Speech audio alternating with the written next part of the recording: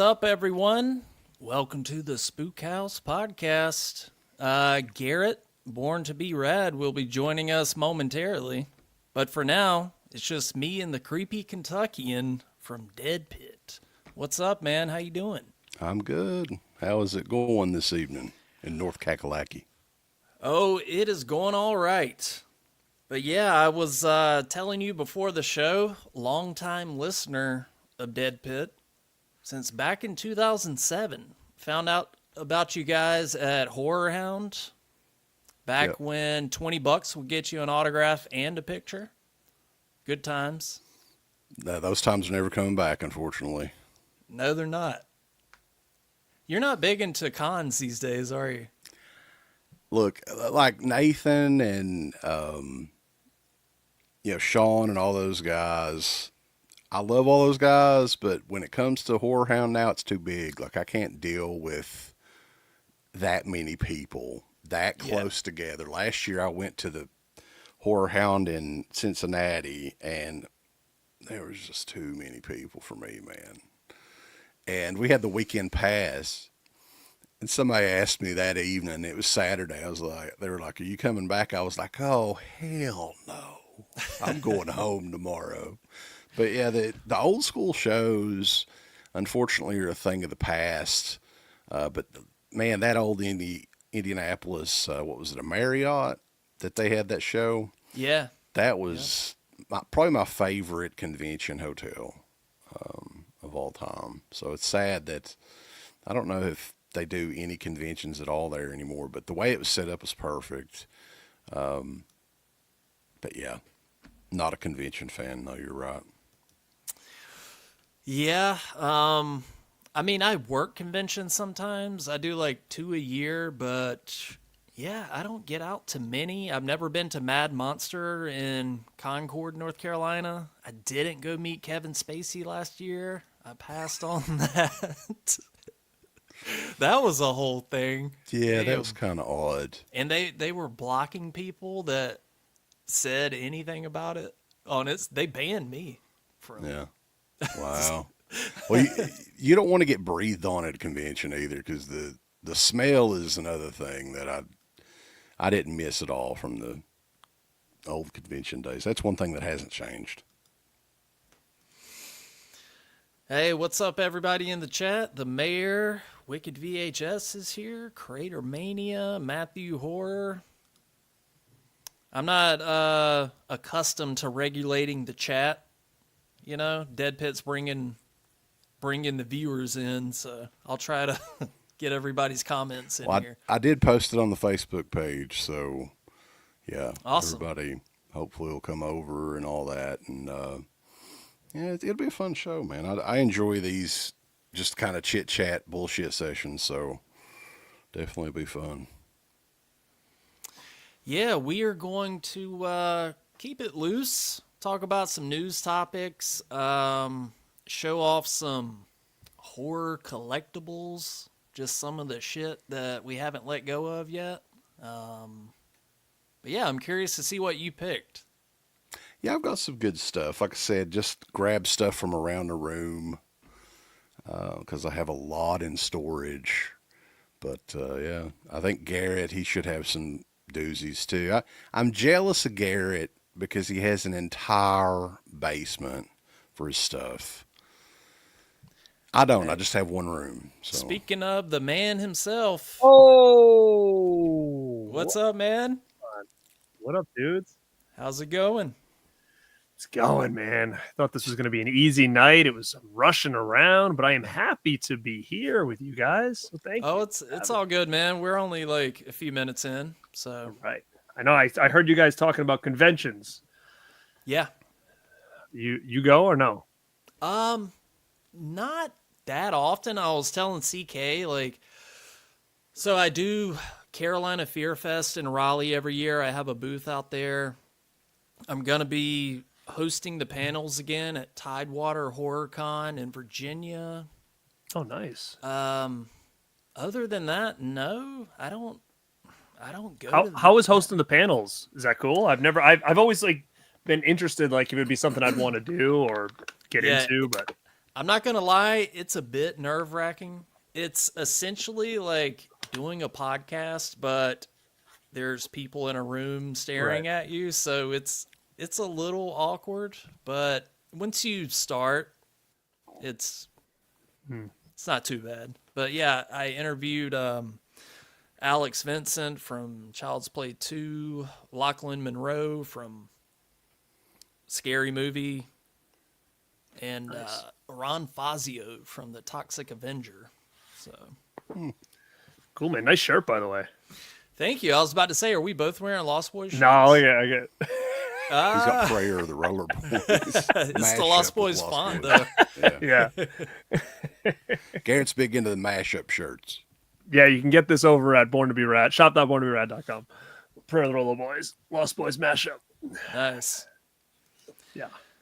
Matthew Horror wants to know, Garrett, you coming to Mania next weekend? Monster Mania? I'm not. I wish I was, but I've got we're doing a lot of stuff with work right now, which is going to take up my time, and I'm going to Kansas City for Panic Fest at the end of the month, so I kind of had to save all my my funds for that trip. So I will not, unfortunately, but I hope to make it out to Monster Mania later this year.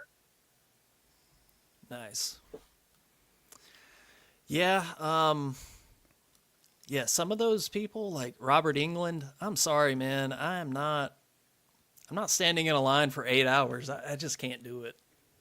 It's wild to me that is still a thing. Like, it's great for him, but I'm just saying, like, I can't believe, like, he's still so popular like that. Like, and he's been doing this for so long. Like, I mean, I know CK and I have talked about this. I don't know if you too, but we've been going for so long that, I mean, I've got maybe like 4 or 5 autographs from Robert England. At the time, I've only paid, I think, maybe 25 once, 30 twice, and 40 once. And that was kind of it. Like, it was capped at about, I think 40 was like the last time I met him, and got a picture and stuff with him. And I think it was like 40 for the combo, where now, like you said, it's like 120 or whatever it might be for it. And it's like, man, I'm so glad that I was kind of in the game that long ago to get all this stuff, you know, because I wouldn't be able to do it now.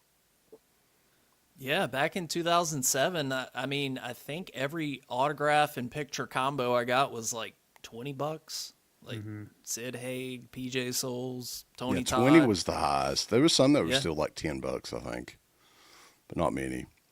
But yeah, I remember when Kane Hodder, when we first went to this has been 20 years ago, $5 an item back then, man, and now it's like $80.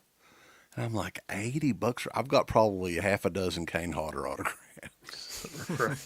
Right. And I don't know. But I mean, that's just the way the business is going. Everything's going up. And I blame The Walking Dead. I think it totally changed everything, the popularity of that. Changed the audience that went to these conventions as well, it seems like.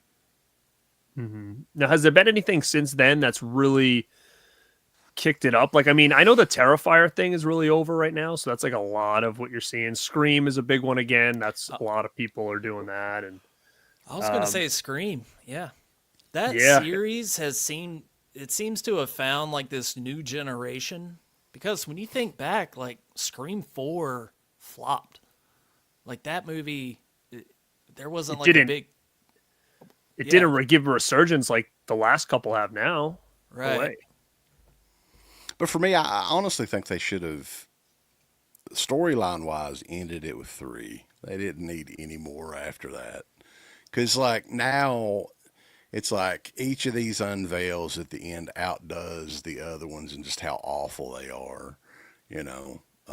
But they're making money, so of course they're going to continue to make, you know, Scream 7, what is it this year, next year? I don't know what's going on with this thing, dude. I put on my Yeah. Instagram today. It was like, it's like the AEW of horror movies, because it's like every week they're like announcing like a new name that's like in it. And it's like, well, what are they going to do? And then people are messaging me like, oh, it's just going to be ghosts or AI or all that stuff. And I'm like, but is that even going to be cool though either? Like, I don't know. Like, they're just going to be in dream sequences for the whole movie. Like, I just don't know what they're going to do here. I mean, I almost would rather have them play the damn New Nightmare route at this point. That's just a theory. You know, like I would just rather have that than have like ghosts and AI and all this stuff with like these, you know, people in it for like 2 seconds. You know, I don't know what they're going to do. Yeah, I guess it's a good time to bring up that they announced that David Arquette is going to be in Scream 7. How? We don't know. Are him and Ghost Skeet going to team up? And I don't know. I don't know. Like, I don't know, and I really don't. At this point, I don't care. Right? Yeah, So, I don't care. I mean, I'm interested. I don't care. I honestly, if they never made another Scream movie, to me, I'm fine with it. I don't need another Scream movie. I'll see it just out of habit and curiosity, but I'm not expecting much. I think this obviously to me just seems more like a full fan service, and they're at a point in time where I think there was so many changes and problems with this series that they're just going all in with the fan service, and I think they're just trying to get people excited. And it's just, to me, it's starting to seem like desperation. But I was talking to someone today, and they're like, "Well, if this is the last one, you know, go big or go home." I get it. I get maybe if that's what their plan is, but I just don't. Wes knows I'm huge on continuity, so like if this is just some kind of big rouge where like these people aren't dead or something, like I don't know what I'm gonna do here. Like the big question though is, are they going to bring Creed back? Now, I would care about that. What if? God, I wish. I mean, at this point, Daily Ghost, I wouldn't be surprised if they tried to get Drew Barrymore back. I mean, she started it all. I mean, I would say go for it at this point. Yeah. And How many dream sequences and ghosts and everything can they actually do? Though? Every time they just show Naomi Campbell going to sleep every night, like now she's dreaming about different people. I don't know. But yeah, that comes out February of next year, so I'm sure there will be 1,000 more updates to come. Yeah. I hate to sound like an old man, but don't you guys miss when you saw the trailer for a movie? Scream 2. Oh, I'll be there for that. But now it's like you get every little update that comes like dirt in. sheets and shit. Yeah.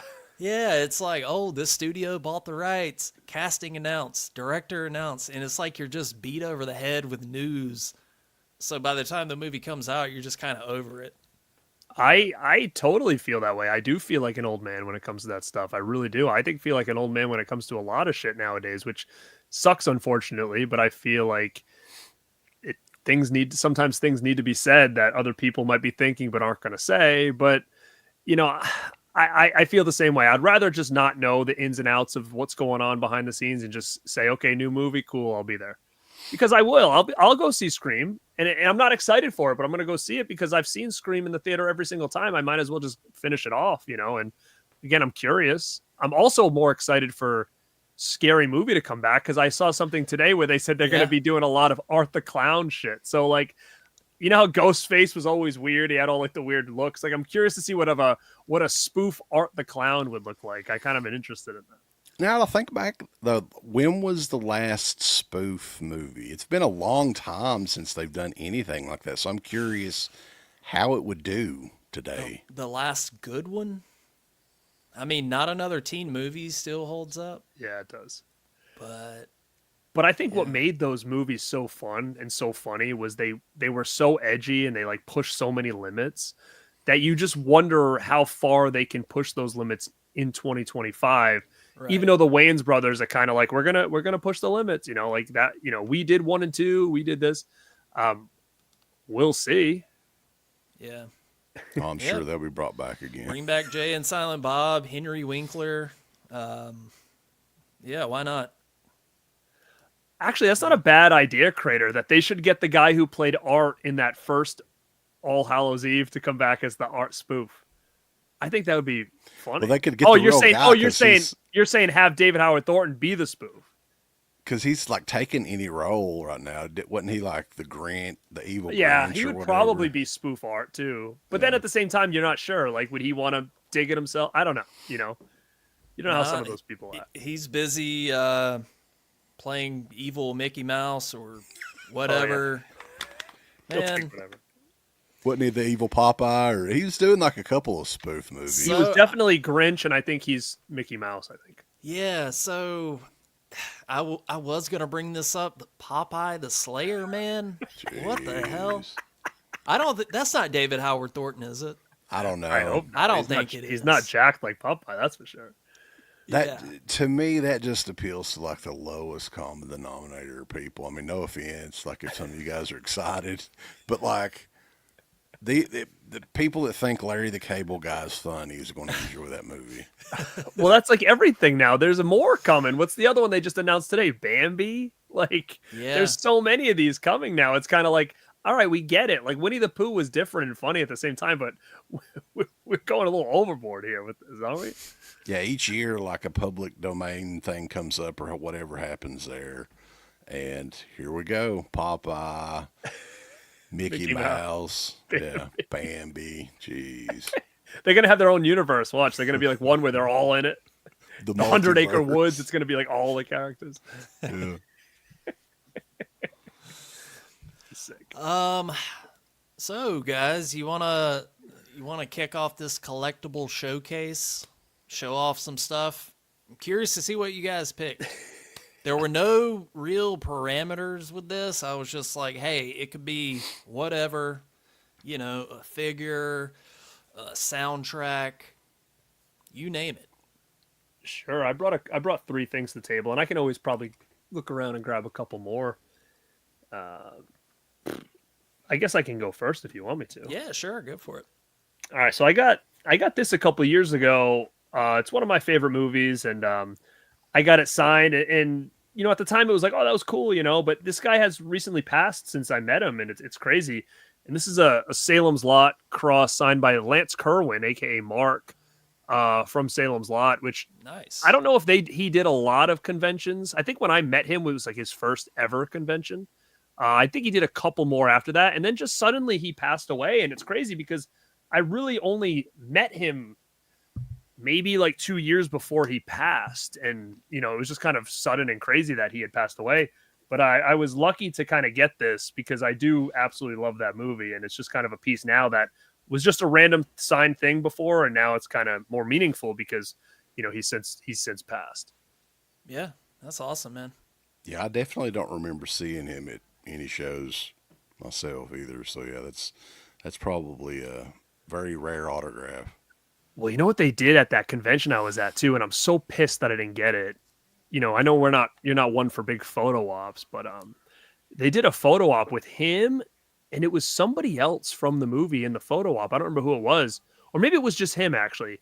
It was him, and then you stood in front of a window, and there was like, I think like a Barlow thing like behind the window, or like Oh, wow. it's not like a fake fake like demon kid or whatever the kid's name was, Glick or whatever his name was. And I always thought that was pretty damn cool. I think it was a Barlow looking into the window, and you stood in front of it with him. And I kind of regret not. That's a doing real photo op though. Not like most of these look like some sort of prom photo or something like that in the backdrop. Mall Santa pictures. Right. So yeah, I mean, I am a pretty big fan of Salem's Lot. I wouldn't be totally against that. That's cool. Didn't during the COVID years they had like a piece of glass in between people, and Yeah, I think some like- of these shows are still doing that. like they're in prison. yeah, that was Wasn't bad. there a big fuss about? Was it Gina Davis Yeah, and Susan Sarandon. Susan Sarandon did that not too awful long ago, a year or two ago, I think. People were so pissed. Of course, those photo Well, it wasn't ops, even the man, glass. I don't know if it was glass, but I think it was like, we'll sit over here, you sit over there. Yeah, and there it was was a awkward huge distance. Yeah, I think that was really awkward. Like at that point, like if they didn't want that, it would have been even better if they would have maybe put a table between them and made it look like they were sitting at a table together or something. But like to just have empty space, it's kind of like they looked like more it was like, get these people away from me that just paid all this money. Yeah, that was kind of crazy. Right. Yeah, for sure. Yeah, but good pick, man. This dude. CK, what you got, man? Sure. Yeah. If anybody out there knows like Deadpit's history, we kind of started doing like through the mail autographs back in the day. We would research these people, and some of these items we got were pretty damn killer. And this one is pretty obscure. And we ended up interviewing this guy just briefly before he passed away. Very rare autograph. And I don't know how well it's going to show up there, but it's Bob Clark's signature Whoa. from Black Christmas. And it's one of Nice. the very few DVDs I still keep in the main collection because, I mean, it's a pretty rare signature too. And he signed it on just a regular like ballpoint pen or whatever. That's old school right there. Yeah, it's probably like 20 years ago he signed it, maybe. So yeah, Damn. love that movie. And one of my proudest accomplishments was doing the interview with him. It's on the Patreon page if anybody's interested. Yeah, for anybody that doesn't know, if you're not familiar with Deadpit, they are the original horror podcast. I mean, was the term podcast even around when you guys started? No, we didn't know. I don't think podcast was a word, so we called it Horror Talk Radio. Yeah. Yes, 2005 was the first show. That's crazy. Now, were you listening to them back then? Do you remember when you first? Because I definitely was. I don't know if it was 2005, but it was definitely pre 2009. I know that much. Yes, I was telling CK that I found out about them in 2007 when I went to Horror Hound Weekend, the first one. And a friend of mine just gave me one of their flyers and was like, hey, check out Deadpit. They're hilarious. Jason Schneeberger, he said. Yeah. Oh, was it?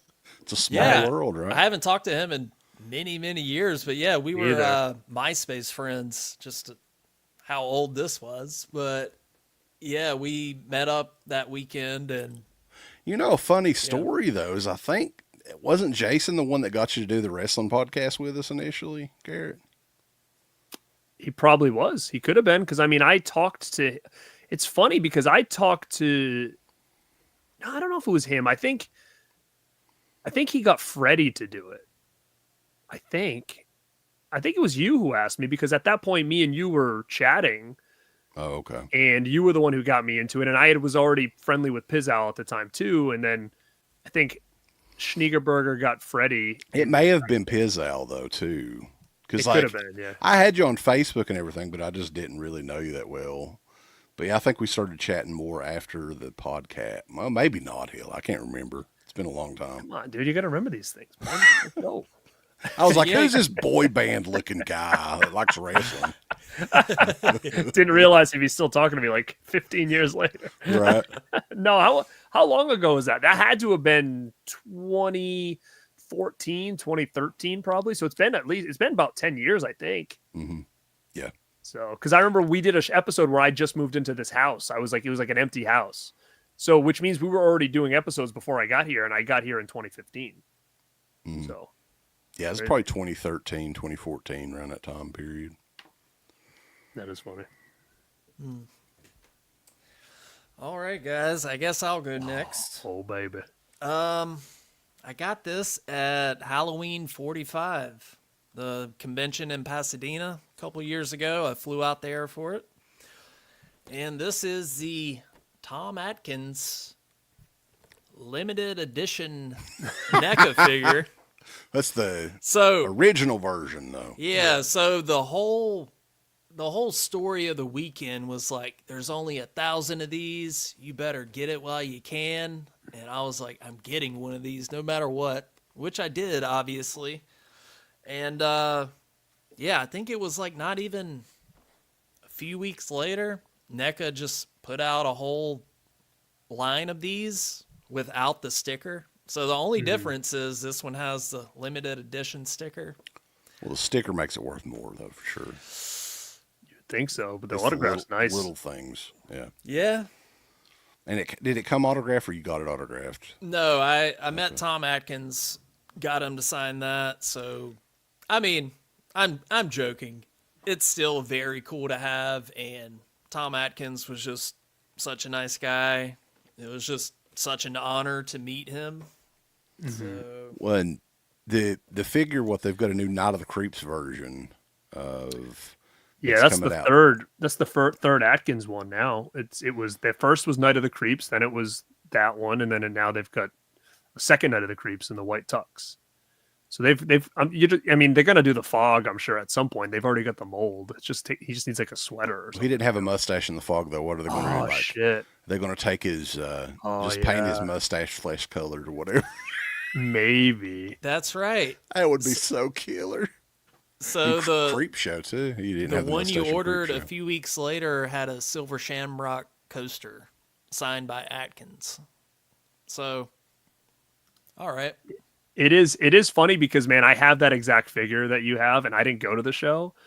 So my I buddy kinda- Cody, who I do a Rad Dudes podcast with him on the channel, he went.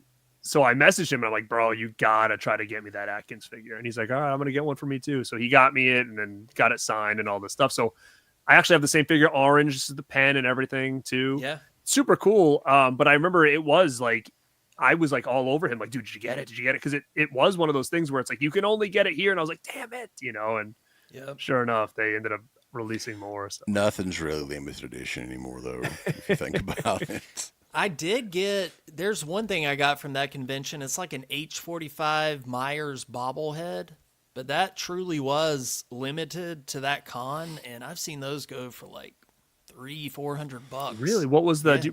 what was the image of, do you know? 1 second. I'll grab it. Oh, baby. That nice background he's got there, CK, huh? It's nice. Oh, Looks yeah. cozy, doesn't it? Yeah. Very Halloweeny. I like it. Yeah.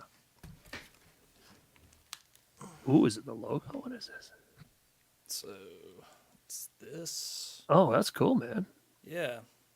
No. Because I do have a lot of Myers bobbleheads. I was just curious what that one was. I've actually never seen it. Never seen that. Yeah.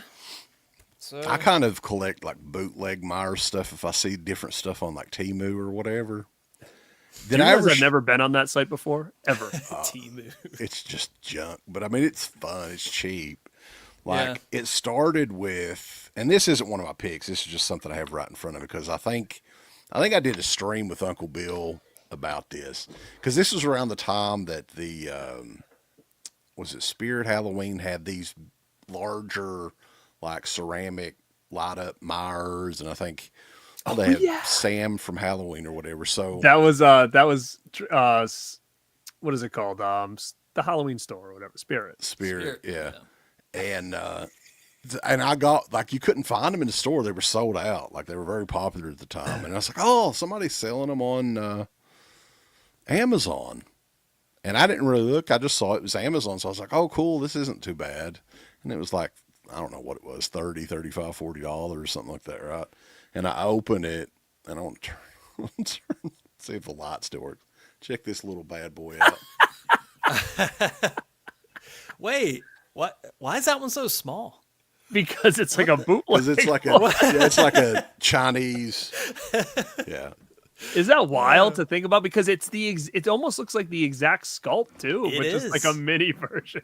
And then I complained about it, and they just refunded my money. And I think back in the day, Piz did a video. I think, or somebody, maybe it was you guys, where they bought like those garden gnomes. Do you remember that?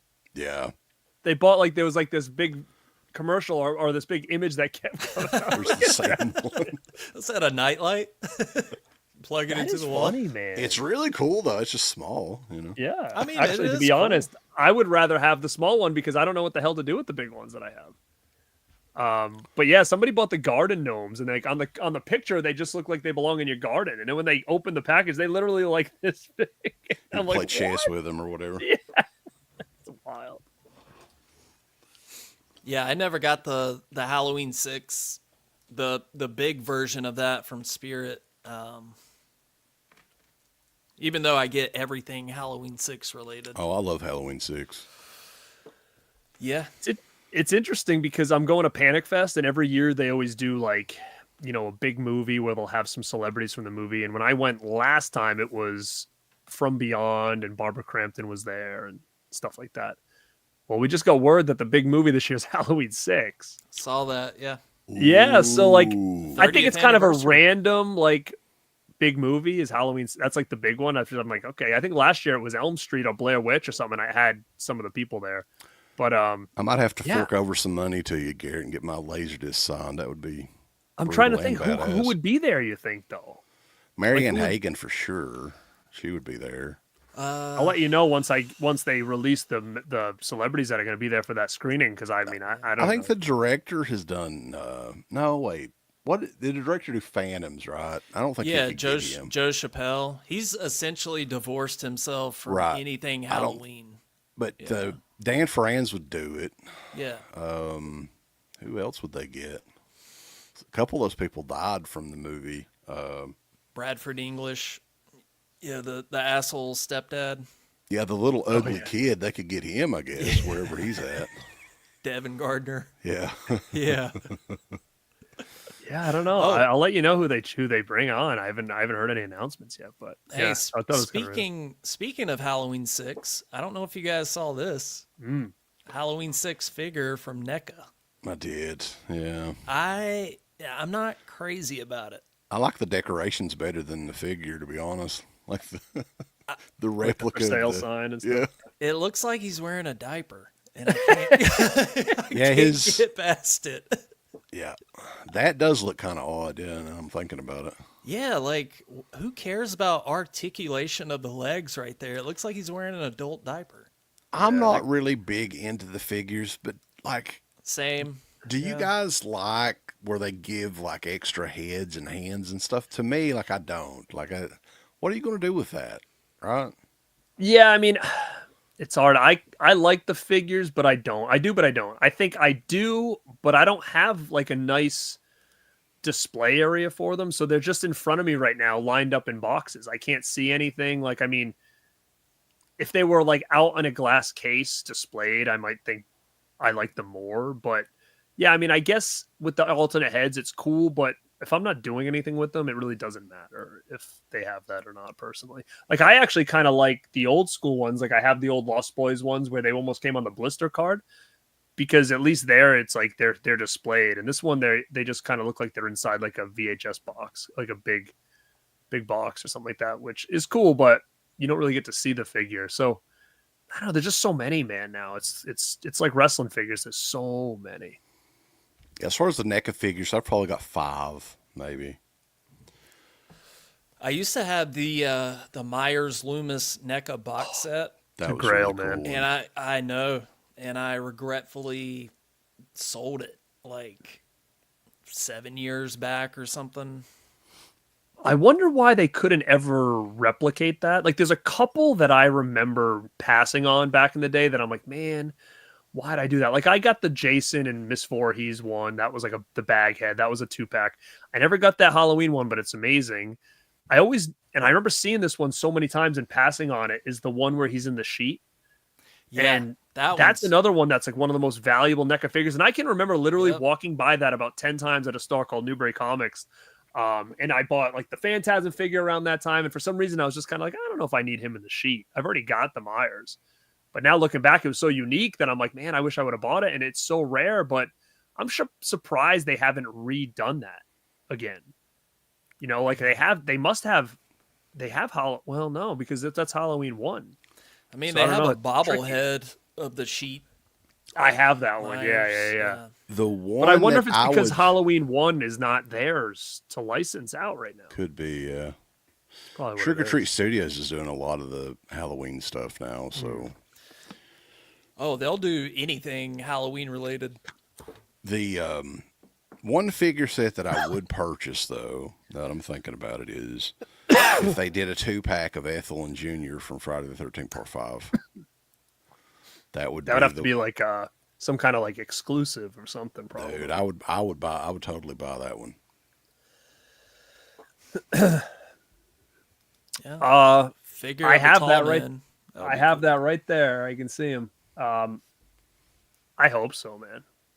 Phantasm, Fright there's- Night, Lost Boys. These franchises are hard for people to get for some reason. I don't know if they just don't want them or it's hard because you never see shit. Like, it was shocking to me to finally see some Lost Boys masks from Trick or Treat Studios and Phantasm stuff. Those 3 franchises like never get any love. It's weird with Lost Boys because that one's a bit more mainstream than Phantasm. I can kind of understand Phantasm because it's more of a cult movie, but you would think that Lost Boys would sell better than it had. Evidently, it doesn't do as well. I'm not really sure. There's not a lot of Lost Boys stuff. I mean, I try to get all of it that I can see. They don't even think. Oh no, they did. They had a Funko Pop line. That's actually why I started getting a couple Funkos. I said I'll never buy these things unless they do Lost Boys, and sure enough, they did. I bought them, and then I went back and I'm like, well, I guess I'll get this and this. But But yeah, they don't have a lot. Fright Night doesn't have anything. Reanimator, nothing. Like, it's just wild that some of these franchises, Phantasm, nothing. I don't even think any of these have Funkos, which Funkos you have for everything. So I just wonder where the disconnect is, if it's with who owns it. Like, do you think, like, you know, Coscarelli's not letting them do stuff for it? I don't know. Yeah, I don't know. Who knows? Matthew Horror, no, I did not do the Atkins event at the bar at H45. I should have, though. Got to pick and choose stuff at these conventions or you'll be totally broke. Yeah. I don't drink anymore either, so Yeah, hanging me out at either. a bar, I'm good. I don't either. I always think of like the creepy old guys when I was like younger that would hang out at bars and drink and stuff, and I just like, yeah, I'm that old guy now. I'm not doing it. Garrett, your turn, Well, bud. since we were talking about Phantasm, I'll bring this to the table. I hope I don't drop it, though. Ugh. Hold on. Oh, I got watch this cool Dude. sphere, and it's got like, it's on like a marble floor, and it's kind of hovering on this thing. Where And it did says you get Phantasm that? on the base. Damn. Hold on, I can take it out. I got this a long time ago. I'll see if I have it, if it has a name on it. I don't remember, but it's like I could kill someone with this if I threw it at them. Was it like basically. like an That's artist awesome. did it on eBay or something like that? Yeah, like these are so sharp. This is a real screw. This thing is heavy as shit. It's got this little thing in there. Too many for it. Yeah, I don't know who did this. Might say it on the bottom. I'm not sure, but yeah, it was like a limited run. Somebody like on Etsy must have did it. I think I've seen other ones out there that you can buy. So this creator might still be out there. I don't know if it's Nightmare Trash. I have no idea, but I wonder if anybody has one where the screwdriver thing works on it. Like that would be so cool. like it just starts to turn. But they There's like could. a remote This guy had control. a ton of them at the time. Like you could get the black one, you can get the eyeball one. Like he had all the different versions of this. So I love having this displayed in the collection because Phantasm's another one where it's like one of my favorite movies. And I was actually on Coscarelli's site the other day, and I'm probably gonna get it. But you know what he has on there is a glass case with the hammer and the fucking shotgun shell taped to the top of it. Mhm. And it's like a display case, and he has his signature on the hammer. And it was like $120 or something, but I was like, that's kind of cool to be hanging on the wall. But yeah, he has that on his site for sale. I think it was like limited to like 20 or something like that, but it comes in like a glass case or whatever, so it's pretty cool. Nice. Yeah, I love Phantasm's one of my favorites of all time too. So Talking about this, Garrett. Hang on. Shit, hang on. How did actually, it I must have be that comic book somewhere. Yeah, dude, look at that. Yeah. I'd love to have that thing. What's funny is I'd almost That's awesome. guarantee that like Coscarelli hand makes those himself. It's just Well, you know what? Was funny because I'm thinking to myself, like, I'm curious what the quality is. It's obviously a real hammer he bought. Did he just take tape and throw like is that a real shotgun shell or not? is that Scotch tape? Yeah, What is Yeah. which is I What? guess is okay because that's what Mike used in the movie, it's, wasn't it? It's Yeah. accurate for the movie. I mean, yeah, technically that's screen accurate. I mean, all you would have to do is get somebody that, if he couldn't build the box, get somebody to build you a few boxes, and there you go.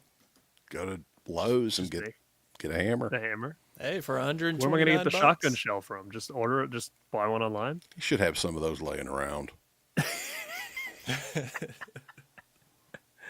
I do have a CUDA die-cast car that I got a long time ago too. That's pretty rad. Is it the one that has Phantasm on it? Mm-hmm. So that's unlicensed, actually. Like I think he made a post about that. Like that was Really? that was a bootlegged deal. It's got the logo on the license plate, everything, man. Yeah. Yeah, I think he had posted about that at one time or something. And I thought it was legit too, because it was like the same, what was that, DVD art or whatever that was on Yeah, on the box and stuff too. Yeah. Yeah. No, that wasn't official. So, I don't think my Walmart sells ammo. I don't think. I don't think any Walmart sells ammo anymore. I think they right? quit that a few years ago. Yeah. Didn't they make that decision? But like, yeah, should have like a gun and ammo in any. Actually, my uncle probably has a shotgun shell. I could just tell him to give me one. I'll throw it on that hammer. Tape Get it you up. some scotch tape. I could probably do it. Dude, you could go I'm in gonna like do it. Hobby Lobby and probably find a better shadow box. I'm gonna do it. I mean, I have Coscarelli's autograph, so I guess I don't really need it again. I got it. I should probably just make it myself. Yeah. Yeah, why Next not? show I'll have it. Next show I'll have it up. Save you $100. All right, CK, what you got? Yeah, I got a couple of VHS tapes that I wanted to showcase on here. Big collector of Always down for that VHS. as well. This is my most valuable tape, I think. And I've got 2 protective cases over. I need to get one of those acrylic cases. This is the Wizard Video Texas Chainsaw Massacre tape. So you're saying that's not the one from the Saw set? Nope. This is the OG. And Look at you flexing over there with that on, man. there's a couple of the glare, and that's bad, but I'm not taking it out of the box, sorry. There's a sealed copy of this on eBay that's $200,000. That's insane. Good God. I don't know if they'll get that, but yeah, this is like probably $1,000 tape. Yeah, I mean, As that's is. the first release. Yeah, and it's all flapped out. It has all the flaps, which everybody Now, loves. did you buy that at one point, or did you find that? Like, how did you acquire that? Obviously, it had to have been before it really skyrocketed, I'm sure. A fan of the show was selling it on the message board, and it was like $20, and I was like, Wow. this was like 13 or 14 years ago, but even then, like, it was at least a $300 or $400 tape, and I was like, hey, I want that Texas Chainsaw tape. And I ended up meeting the guy at one of those Fright Night conventions or whatever, and this was after the tape had went up a little bit, and he was still fine with it, so he was a fan of the show and everything. But That's so sick. they had skyrocketed, man, like in the last 10 years or so. And then another one that I picked up on eBay that the seller had it listed as signed Psycho Joseph Stefano tape, right? But it also has another signature on it. I don't know if you can read that. Janet Lee. Wow, dude. And this was, I think they had done a signing in like the late 90s in California, but I can't get the details on it because there's a couple of other tapes that I've found that have both signatures on it. If anybody out there knows, I should probably ask Sean Clark. He would probably know for sure. But Joseph Stefano and Janet Lee signed Psycho VHS. That is That's awesome. amazing. Do you know anybody that has a Donald Pleasance autograph? Does Sean have one? He may. Now, Donald Pleasance passed away, what? It was in 94? 95. 95? Yeah.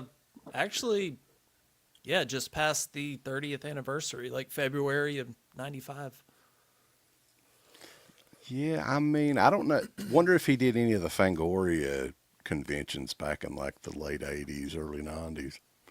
But yeah, I haven't seen anything signed by him. Me either. Yeah.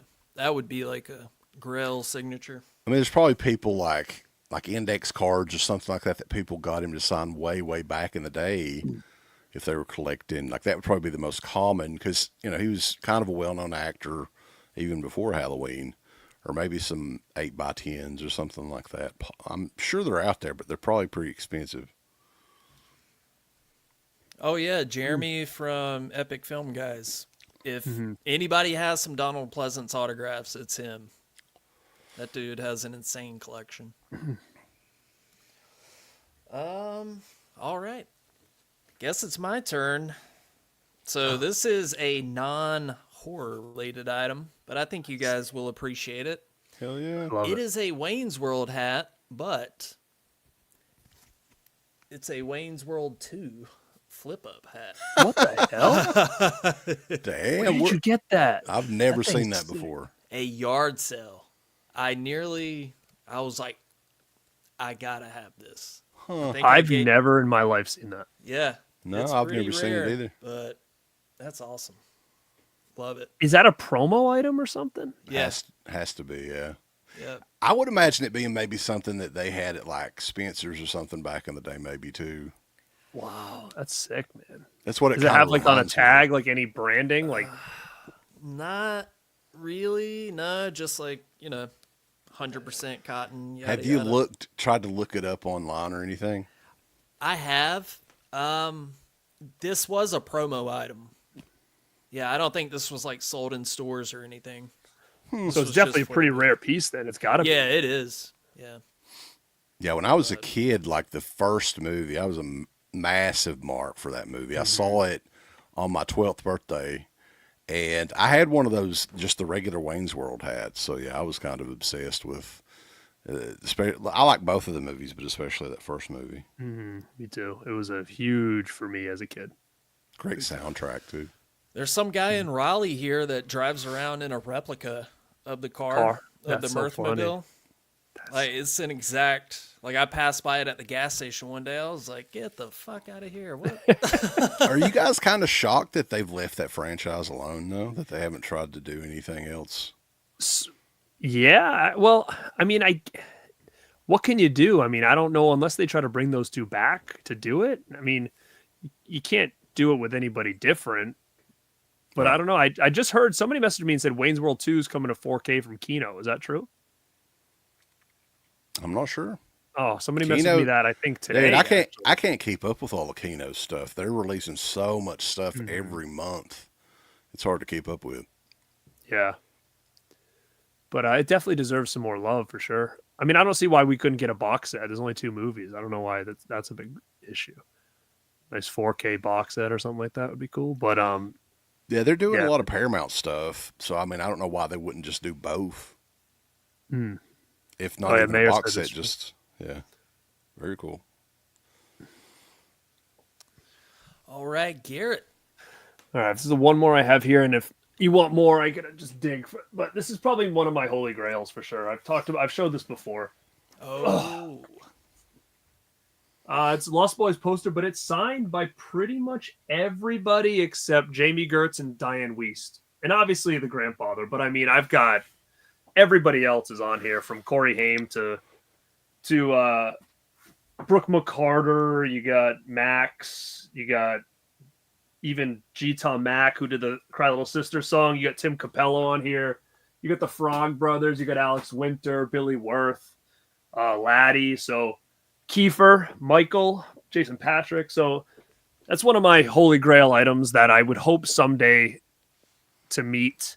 You might meet Diane, but Jamie Gertz is never doing a convention. I mean, the thing with Diane though, it's like I would love to meet Diane, but it's like she's got to be almost. I mean, how old is she going to be now? Not that old. She's probably like 70s, maybe. Really, you think? I would I love mean, to meet Somebody her. look her up and see. She's for sure at 70s, and I don't think she's older than that. I mean, she was in Twister. I was like 96. Can't. Yeah. I always remember the grandpa's also on Blossom. I can't get that out of my head. Oh yeah, yeah. You know what's funny is I always knew him from somewhere else, and I never knew what it was. It's probably exactly what it is. Yeah. No, he was a regular on that one. I know, dude. I know. Isn't Jamie Gertz like technically the richest actress Yeah. right now or something? And Yeah. it's not even related to acting. She owns like one of the basketball teams. I think she owns like I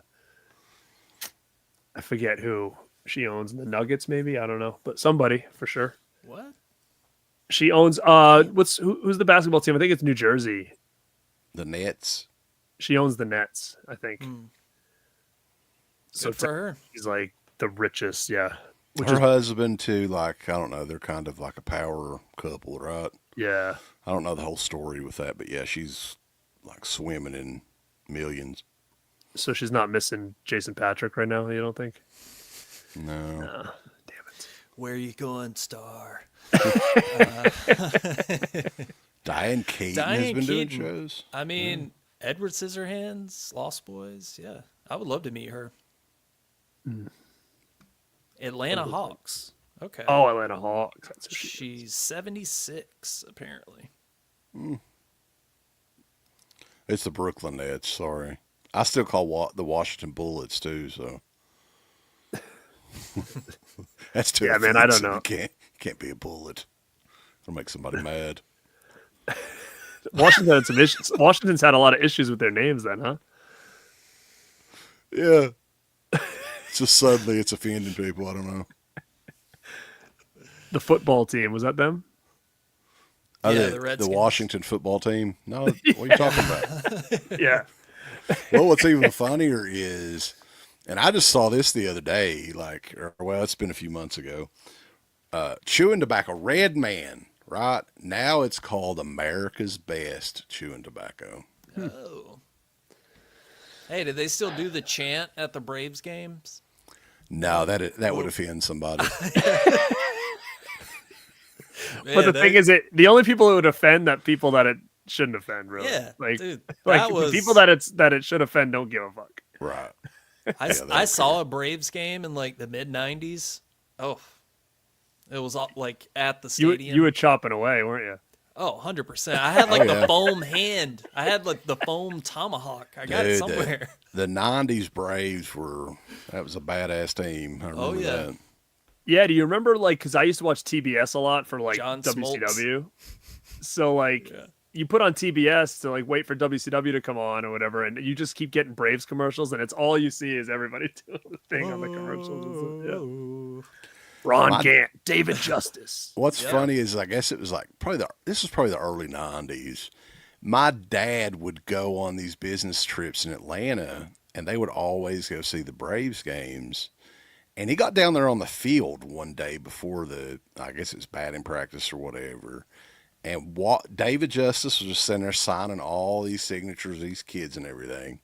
And my dad tried to get one of my baseball cards signed, and he would not do it. He thought for sure that my dad was going to sell it or whatever. He's like a reseller. So after that, I was like, "Fuck David Justice," because I love the guy up to that point, and I was like, "No, he can go to hell, man." I did get Michael Jordan's autograph back in the day. Did you really? I almost did, man. I almost got his autograph because I went to Florida and watched him at spring training with the White Sox. Yeah, so he was doing a celebrity golf tournament. So I just followed him around the golf course all day, just watching him play golf like 10 feet away from him. And at the very end of the event, he signed autographs. I must have been like 10 years old or something. But That's insane. You got lucky. I didn't. He didn't get that far down the line. He did a couple at the spring training, and then he left. And then I ended up getting Frank Thomas and like Tim Raines or something like that. I used to signed be my stuff. when I was like probably 10, 11, 12 years old. I was huge into baseball, and Same. I remember at this card show that was in the middle of I think it was the Richmond Mall in Richmond, Kentucky. And this was, to a kid, this was outrageous. But back then it was totally doable. Like if my dad really wanted to do it, and man, oh man, I wish this guy had a Mickey Mantle rookie card that he had $6,600 on in like the early 90s. Right. And he made my dad an offer. And I'll always remember this. It was like $4,000 or something. The worst condition version of that card now is you're talking $50,000. good God. And you can remember that conversation where your dad's like, I can't do it. Because I remember like that was always like a huge sought after card. It's the 1952. Of course. Yeah.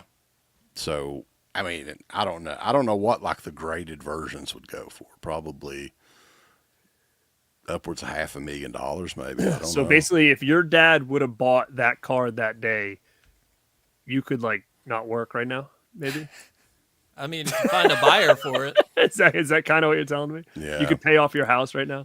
Yeah, there was a couple of occasions, things like that, but like, yeah, that was one that totally sticks in my head to this day. That's like wild. it was a dead card. Like card shows were huge back then. Nobody yeah? was there. This guy, of course, it could have been like a ripoff too. It could have been a reprint. I don't know. But yeah, I think about that every time I see that card.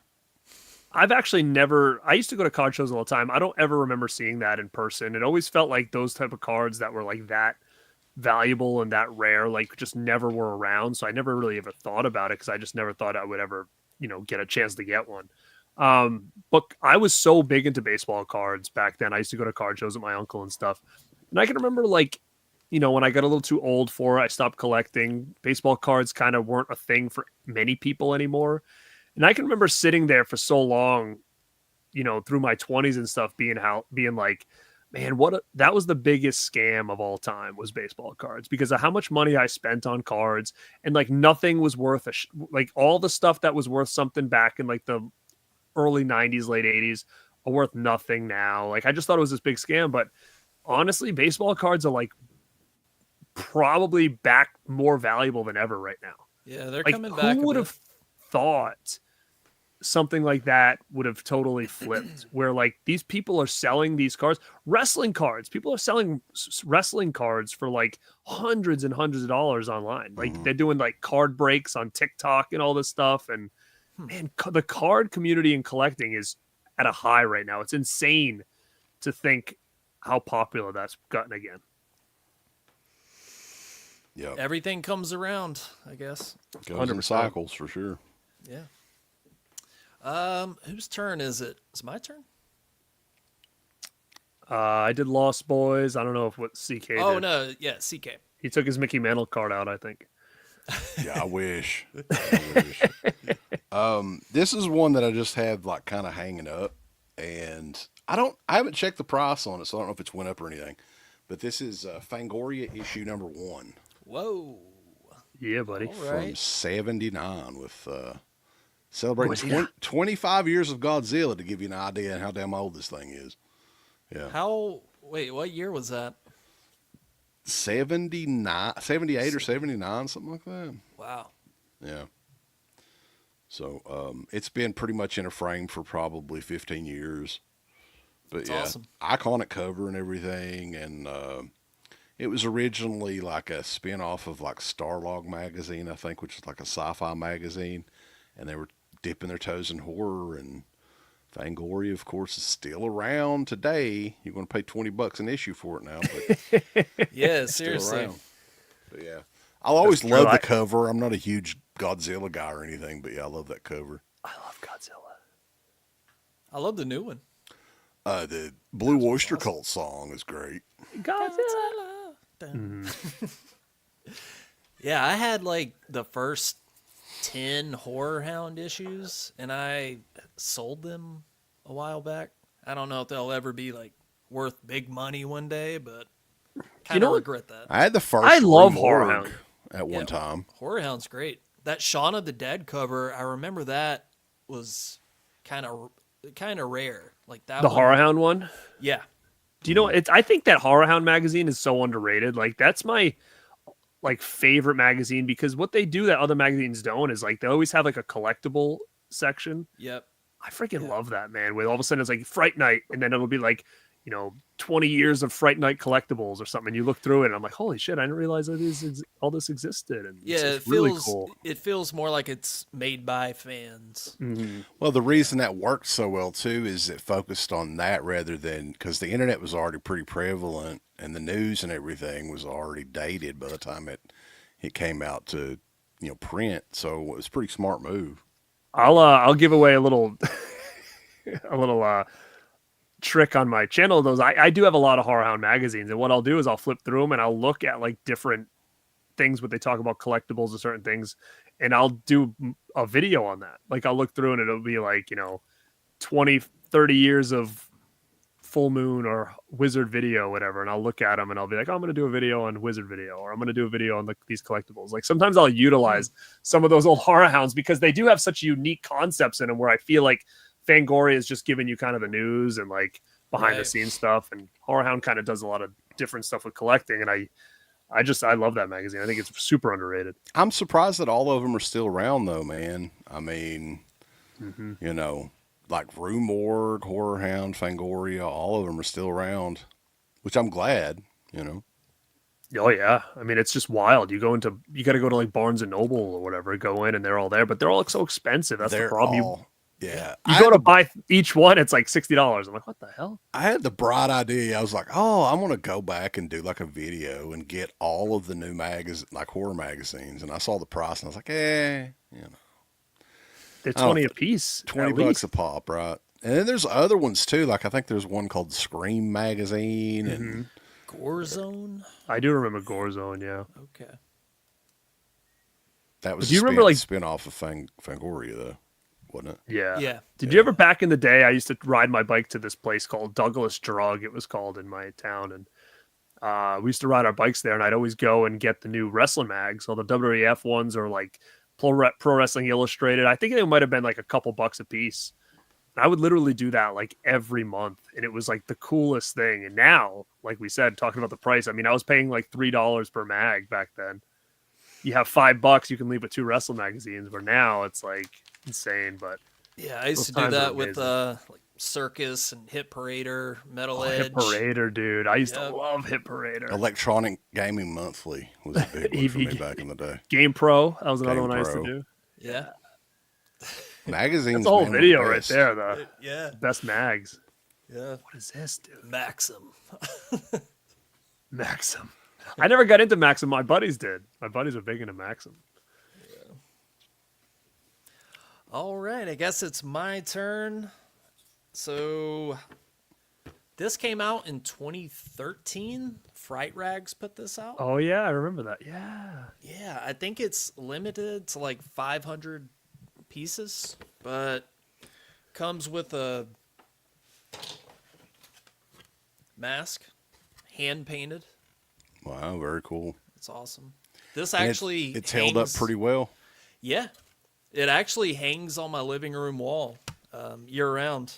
But and t-shirt, and it's got like some little cards and stuff.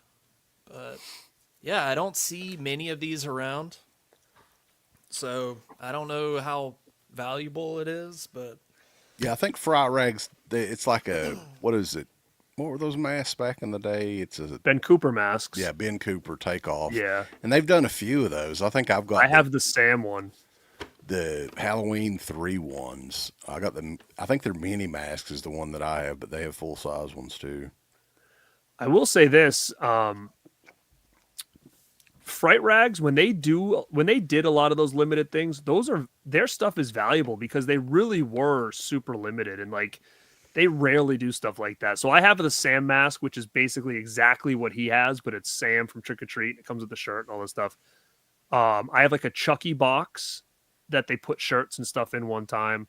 I have like a Killer Clowns popcorn bucket or something. But I've sold a couple posters. They did some really cool posters for a while. Like they did one for Behind the Mask, and it had like the autograph from the guy on it. They did Hatchet. They did a bunch of these Halloween ones. And man, Monster I sold a Squad lot. and Out of the Yeah, Creeps. that one, like for instance, like they're I still worth have so that much money. That Monster Squad one that we have is worth a freaking couple $100s. I sold that Behind the Mask one sheet for like $100. Didn't they do from like a that big- Linnea Quigley one or whatever from Silent Night, Deadly Night? Was I it like have them? that still. Yeah, I would Yeah. be willing. I would definitely be willing to sell that one for sure.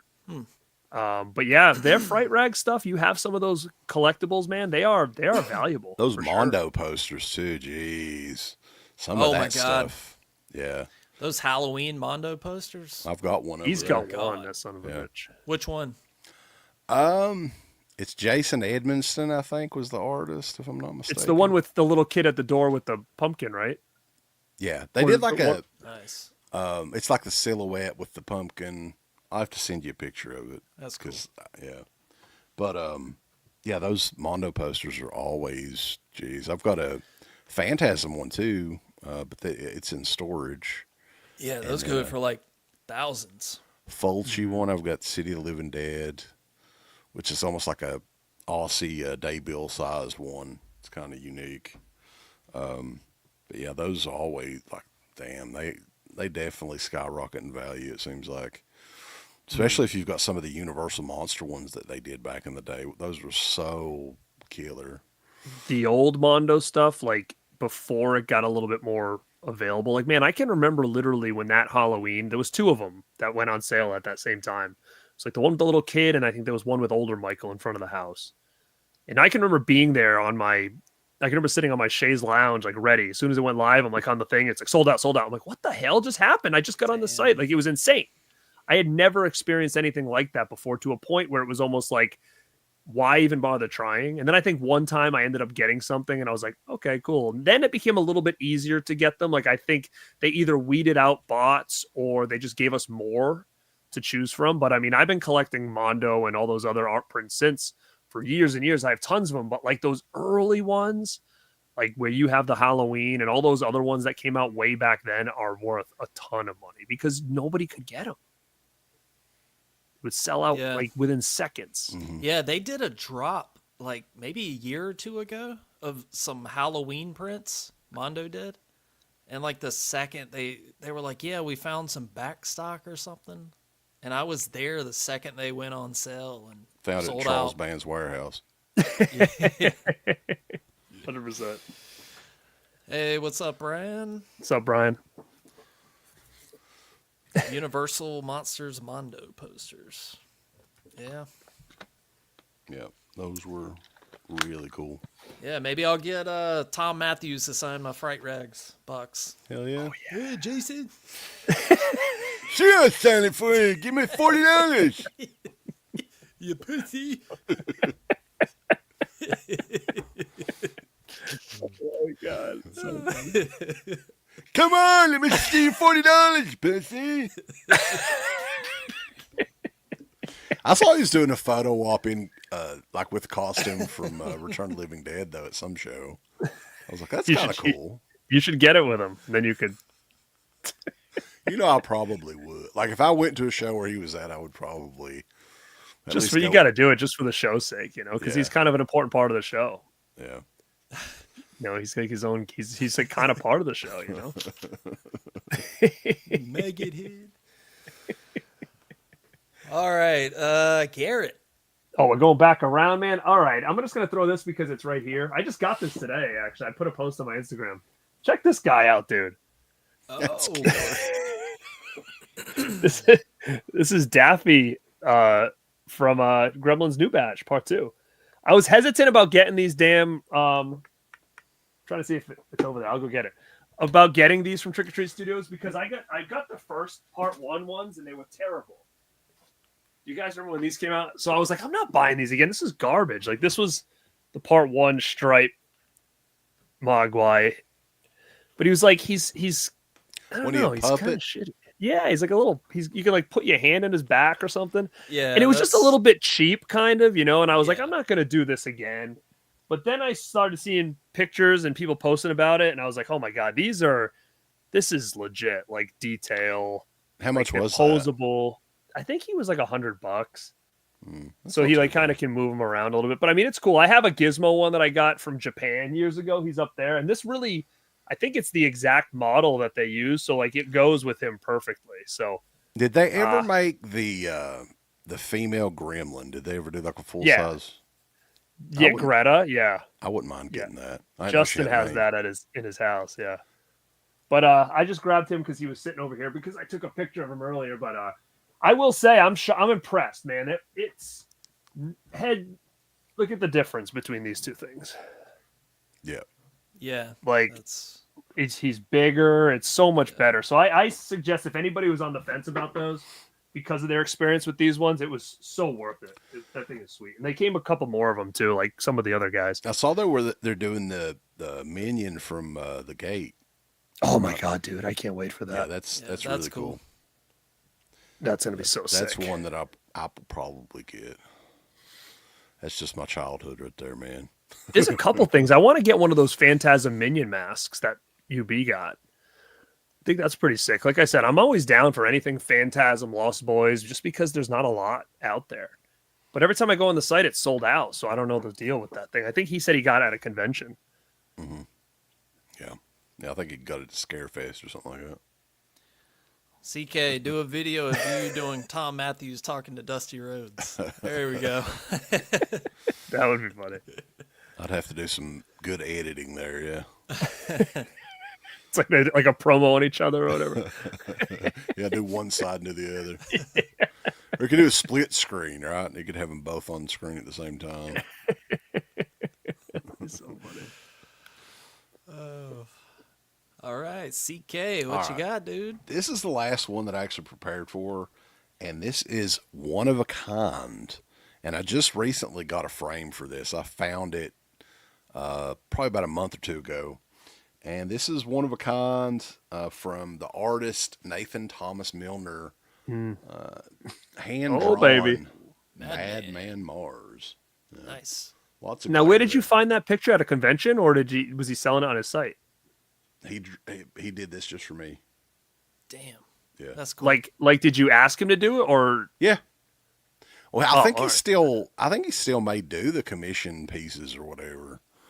But yeah, I probably got this done in 2013, 2012, 2013. And this was right around the time where he was doing stuff with Scream Factory, I think. So I was like, hey, could you do a Madman? And dude, like literally did it, shipped it to me and everything within a couple weeks. Huh. And this is Now, crazy, cool. crazy detailed too in person. Now it'd be sick for, like, would you ever think about trying to get that signed up? I don't know. I've got Madman's autograph probably 15 times. What's the thing you just got? That really cool one that you just got from somebody got it for you from Chiller. I was there. Yeah, it was. It was This a nice was piece, right? yeah, this was a print. I can't remember the artist's name, but Galen Ross signed it. Madman signed it. Anthony is the one that got it for me from Let's Talk Resident Evil. And then I've got the alternate Madman art up there that Madman himself was selling like two or 3 years ago. I got that signed. I've got probably 7 or 8 different photos signed. So I don't know if I really need another Madman signature, but it would look pretty cool if I ever Like got maybe a chance to bottom or something. meet the entire cast and get it signed in like red or something. It would look pretty cool. Yeah, that's awesome. All right. I guess I'm up next. I guess this would be a good time to say karate chop that like button if you haven't done so already. Subscribe to the channel. Thanks for Deadpit and Garrett for bringing over people to my little ragtag channel, but thank you for tuning in. Well, thank you for inviting us on here. It's sure. always Of course, fun man. talking this nerdy shit. And Crater, I do still have that painting too, by the way. His wife did a oil painting or whatever of Madman for me a long time ago. All right, this is kind of a random one. Adam's Family cereal sealed sick. with an Uncle Fester flashlight. Flashlight. Oh shit!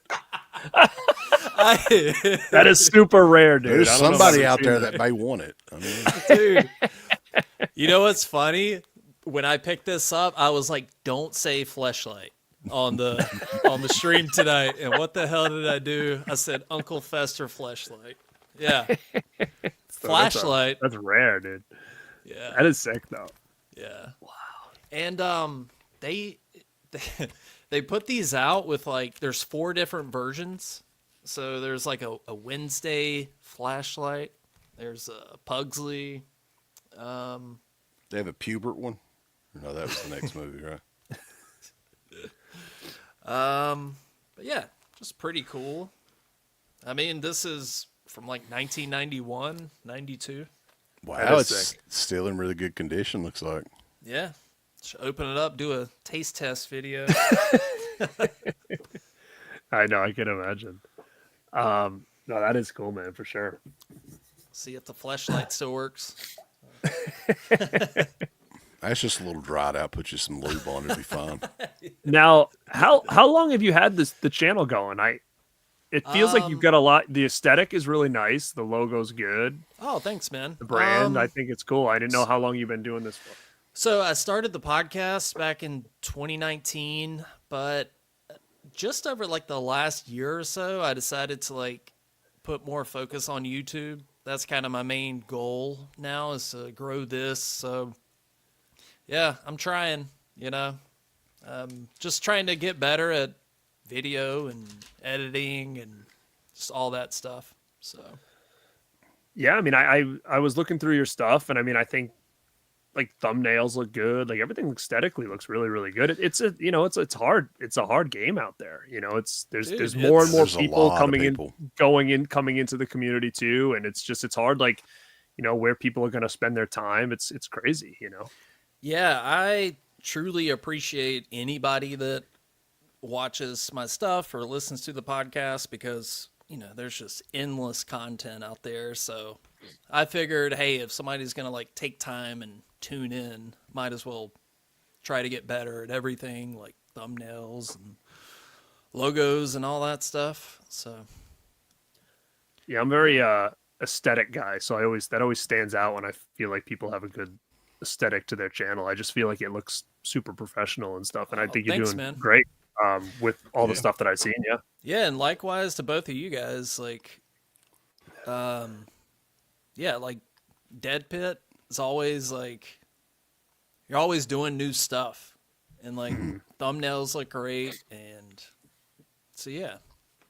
No, you guys have been thumbnail is a huge big part of inspiration. it. Yeah, oddly enough, like we used to make fun of that back in the day. It was like, oh, who cares about thumbnails? But it's a huge part for YouTube. Like but Oh, what for were you real. gonna I say? mean, Sorry.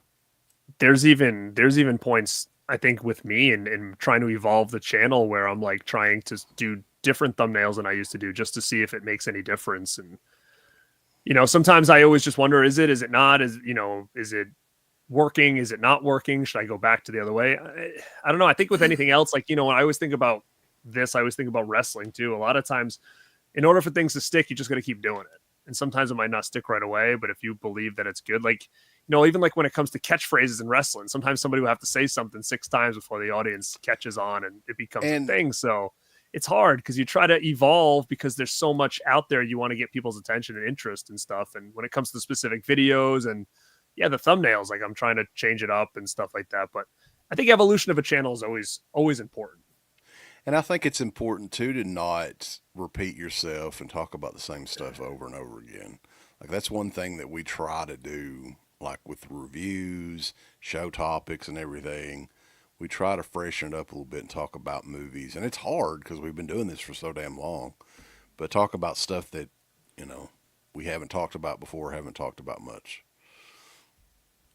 Yeah, I mean that's hard too because I agree. I think it's so much fun to come up with like different ideas and concepts and stuff like that. But then all of a sudden, you have a video, like let's say all of a sudden I do a Halloween ranking and it like really takes off. Then the mindset is either number one, it's either you're going to continue to do rankings because it seems like that's what people want to see, or you're going to continue to talk about Halloween. So it's good and it's bad. It's like a catch-22. In one way, you're kind of like, okay, this is what the people want to see. But then it's like, well, how long can I talk about Halloween for, before it gets really stale? So it's tricky. It's a tricky road. And I think, like you said, the best thing right now is just the people that are coming just for you. Like that's really what it has to be, is it's they get no matter what you're talking about, if they like you, they'll still show up. And I think that's the big thing. So no, but keep rocking, man. It's looking great. Oh, thanks, man. Yeah, I think you're the hardest working horror YouTuber out there. Me? Man, yeah, dude. No, like I would every say day Christian's gotta be. Yeah, Christian is, yeah. Christian's freaking like nuts. He He's puts a out machine. 5 videos a day. Yeah, like I can't keep up with that. But I mean, I give him all the credit in the world. I wish I could, but I try to stay consistent. I try to at least maybe put out 2 a week, and then maybe like a live or something like that. So, I mean, I think consistency is a big thing because even in January, I was like, oh, I had a kind of a rough month in January for multiple reasons. And I got this like notice from, I don't know if you ever got this, Wes. I got like a notice from YouTube and it said like, you didn't put out as much content last month. And I'm like, what? Like they yeah, what's going on, buddy? Like, why Yeah, you like making it me was feel bad, strange. And I'm YouTube? kind of like, what are they punishing me or something? Like that? Like it's strange. I love when my subscriber count goes down. I'm like, Oh, yeah, that's, that happens, that's man. nice. Dude, that happens. That happens to me every week. Every week, I lose 1 or 2. For sure. I think when we took the hiatus there for like 5 years or whatever it was, we lost something like 1,600 subscribers on YouTube. That's wild. Man. So, yeah, if you don't stay active or anything, man, people will drop off. A live stream of 4 hours of Kevin Smith. Movie, so That sounds does- like a nightmare to me. That does sound like a nightmare. Oh man. As long as you're having fun with it too, man. Yeah. Like, Yeah. if you're starting to feel, and I've done this too recently. Like Uncle Bill does a lot more of the live streams than me. But if I'm not feeling it, dude, hey, you're not committed to doing like if I had to do a video every day like Christian does, I would be done. There's no way I couldn't do it. But then you wonder though, at the commitment. same time, like let's say, YouTube, obviously it's one or two things. Like sometimes people say, oh, the algorithm. Sometimes people say, oh, YouTube will bury your video. I don't know that stuff for a fact. Yeah. Mayor, you son of a bitch. I don't know if that's true or not, but I always wonder too, when I got that notice, like, hey, you put out less content last month or whatever. If you're doing a video a week, if you have to decrease that due to whatever, does that ultimately start to hurt your channel or not? But I think at the end of the day, like I said, when people like you, they'll watch whatever you do, no matter how many videos you put out. So that's the biggest thing. But it's fun as hell. It's tricky, but it is time consuming, and I don't think people really realize how much effort you have to put into it. Like, I dread editing videos. If I could go live every day and just say this is what it is, like I would do that. But sometimes I feel like some people just want the straight conversation, not deal with like chat stuff and all that. So I try to mix it up a lot. But the editing on like those other videos, it takes like another whole, sometimes 3-4 hours. Yeah. To just edit things up if you want it to look nice and stuff like that. So it's And the audiences are different on YouTube too. So like you've got your audience for the YouTube shorts be a completely different audience than the live streams. And then the videos are a different audience as well. Like that's the strangest thing. And I still don't completely understand it, but I think I was talking to Christian about it not too long ago. And because I was like, hey, our live streams, especially the ones where we do like multi-streams and stuff like that, 400 or 500 people on there at one time, right? And you'll see people with 50,000, 60,000 subs that can't touch that. And I don't understand it, but it's all in the YouTube algorithm, I guess. I suppose. I mean, it is strange. It's very strange. Yeah. But it's fun as hell. I like the creativity aspect it gives me that I was missing. I like to be able to talk about all this stuff I love, which I don't get to talk about on a regular basis with family, friends, work. Like nobody around me really is into this stuff. So I don't have, the only chance I have to talk about it is with you guys and the people that come in the chat. And it's been so cool to start this and like meet all these like-minded people and to feel that you're being creative and people are tuning into you like you're a TV show. It's to me, it's super rewarding, at the end of the day. And I think it's fun. And especially just meeting all new people that are into the same stuff, because I'm sure we don't have a lot of people around us that are. Sometimes you feel like you're very different than maybe everybody around you. But then when you get on here, you're like, oh my God, I'm the same as all these people. It's wild. Yeah. Yeah. It's a lot of fun for sure. 100%.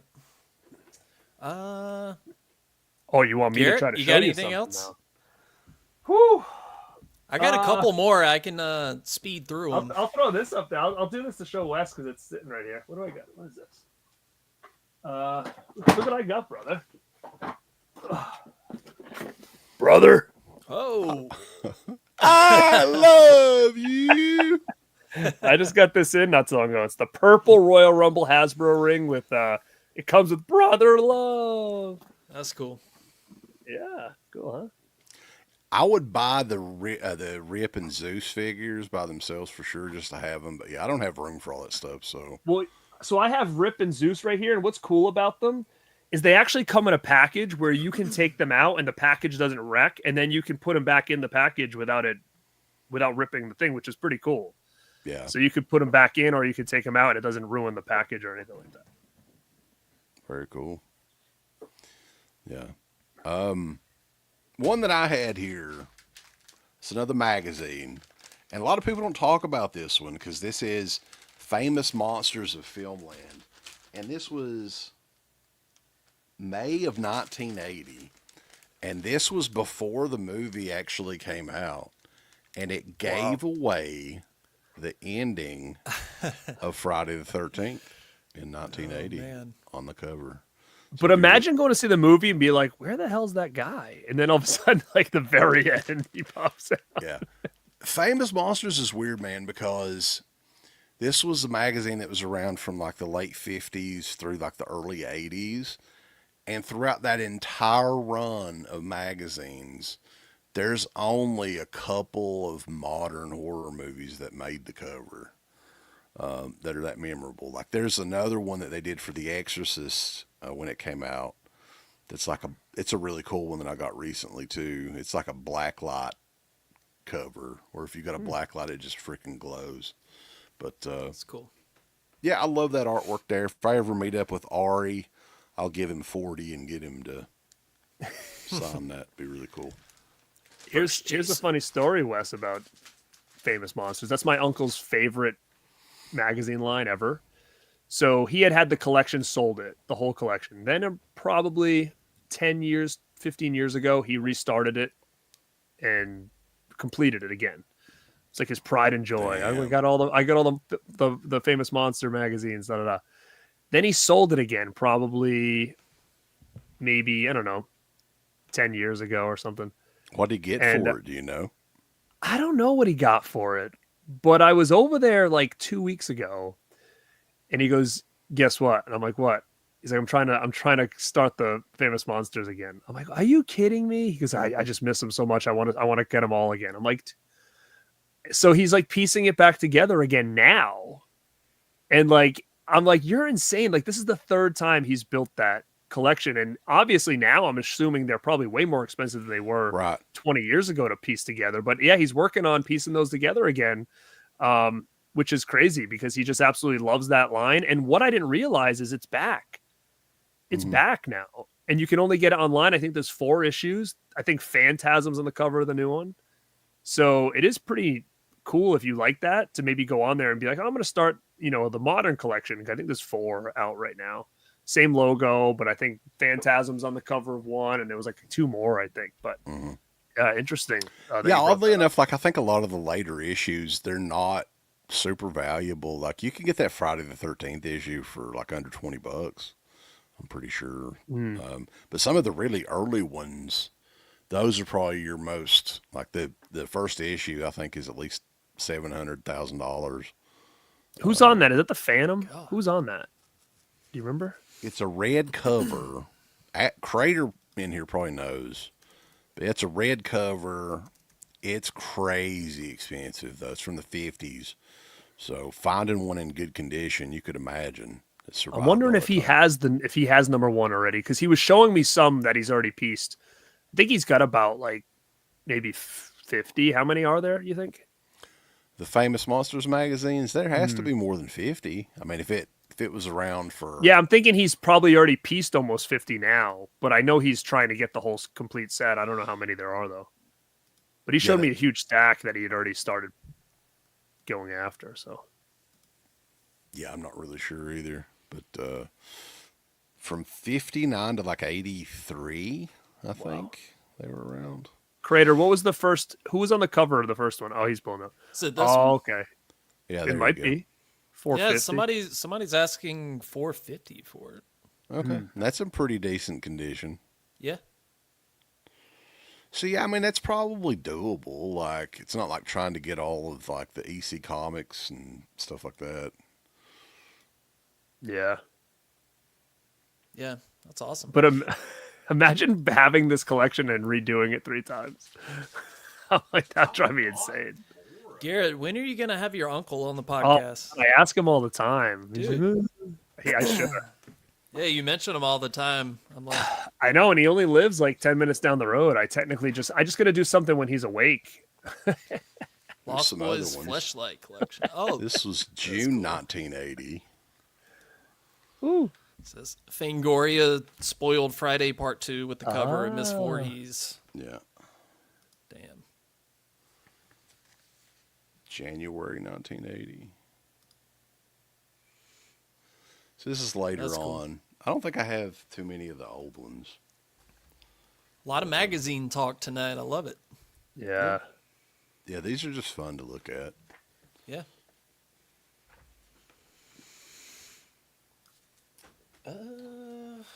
Let's see. You got anything else? Yeah, I got a couple. Let's see. I don't want to hold you guys up, by the way. So whenever you want to wrap it No, up, you let me know. I'm good. Garrett, I know you're a big DVD guy, Oh, baby. especially like the Anchor Bay days. And whenever I think back to that era, for some reason, this one pops in my mind. And I came across a sealed copy of this, and I had to get it. Oh, yeah. Hell yeah, It's man. Day of the Dead. I love this DVD. So good. Yeah, like the little booklet that came with it with the illustrations.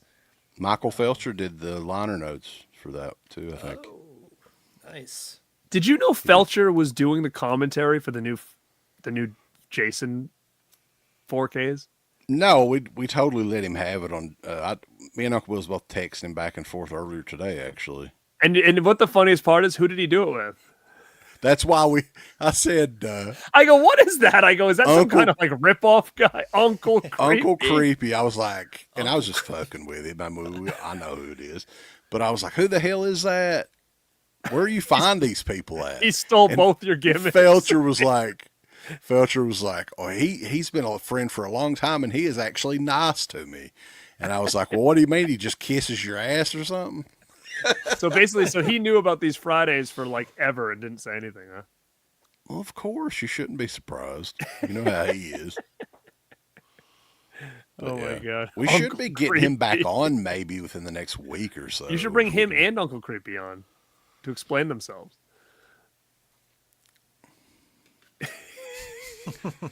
Uncle Creepy. It is what it is. They should make a new podcast like the Dead Patch, and then just like him and Uncle Creepy. Oh my God. I guess I'll go ahead and throw this one out there. Just a little knick-knack, a little Candyman promo Ooh. magnet mirror. It's for your Pretty cool. cocaine. Yeah, chopping up little lines on it. You can say his name in there a couple times. You can read it. Yeah, Have a line and say his name a few times. yeah. I just love little movie promo items. I don't know why. Yeah. They were so hard to get back then. They did a lot of that though, like in the 80s and 90s, for just sometimes the strangest movies too. Because I remember one that I used to see back in the day, and I see people post about it all the time. Is for Ghoulies 2, they did like a blow up Yep. of the Ghoulies in the toilet or whatever, and I think that was Vestron. They did a lot of stuff like that. Yeah, I have seen those. They're on eBay quite frequently. You would think something like that wouldn't survive just because it was like plastic Like a blow or up thing. Yeah. yeah. Know which one I've seen is they had a cool stuff prop. Oh, Yep. look at it. How cool is that? Yeah, that is cool. Well, how big it is. Is it big? Or is I it think small? it's decent size. For the low price of $360. Oh, look at you all can the find dude. out. I've never really searched for promo items. Look at all that stuff. Oh my That god! Look at that piece of Children corn, of the Corn dude. 3. I want that corn. What is it? 46 inches. Damn! Is it a blow up or is it plastic? It looks like it says inflatable. Oh my God, that's funny. $250 for that though. Nah. It's a That is big piece funny. of corn. Oh, for part 3? Come Yeah. on. Isn't Ooh, Charlize Theron in that movie? is it? Wasn't that like her? She was in one of them, yeah. One, I think that is the one. Yeah. Wasn't Naomi Watts in one of them? I don't know, man. I actually have them all sitting right here because I was gonna start rewatching them all. Oh, damn. You want to torture yourself. I have not seen those in so long, man. I'm like, I want to rewatch these and do like a video on them because Fields it's of just been Terror. forever. We need live watch along Fields of Terror. Was not good. Well, I just get a chuckle of the name. It's Children of the Corn 5 Fields of Terror. So funny. Garrett, you got anything else, man? What do I got around here? Let's see. Oh, I can show you this. I've shown this before. mini poster, Elm Street, signed by Johnny Depp. Whoa. Hell yeah. All right. Look at that. Where did you Very meet him cool. at? So Johnny Depp was filming about a little less than an hour away from me. He was filming Black Mass. And he would come out every once in a while and sign a couple things. So I was lucky enough to hand that to somebody who reached towards him, and he signed it right on there. And That's cool. It's been a grail piece of my collection for so long. I mean, it's in black. It's kind of hard to see, but it's just super rare Yeah. to have him on an Elm Street thing. So it's always been a grail in my collection. People trash Black Mass quite often. I thought he was great in that movie. That's a cool movie because it does, it takes place, all that stuff is real life story of like what went on here during that time. So I always found it fascinating, and I thought it was really well done personally. Yeah, they kind of glorify him a little too much, but Johnny Depp's performance was great in that. A lot of tension in it too. They did really well. Yeah. Cool. CK. I'm just pulling stuff. So these are the last remaining flyers that we did for our very first midnight movie at the Strand back in 2011 for Halloween 4. I was about to say, you guys showed Halloween 4. Yeah.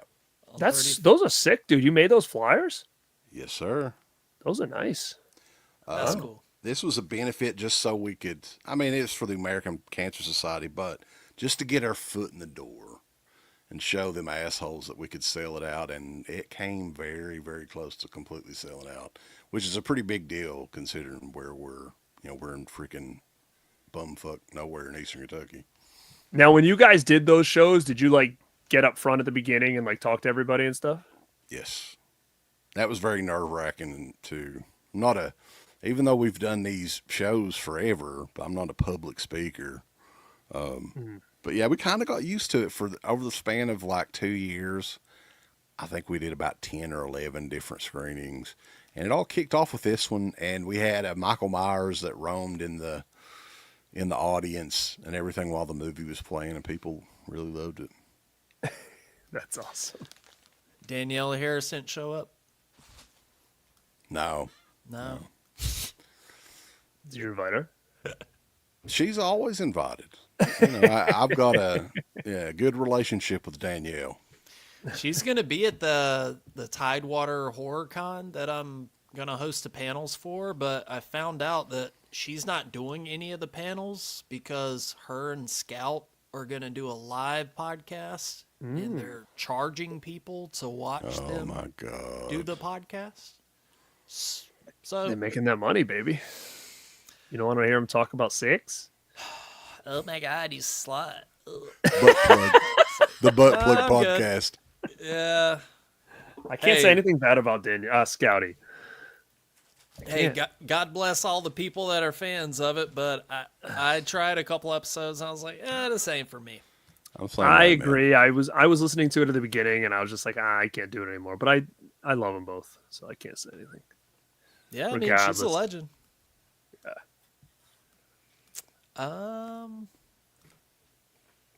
Okay. This is like my last item here. This is a big one.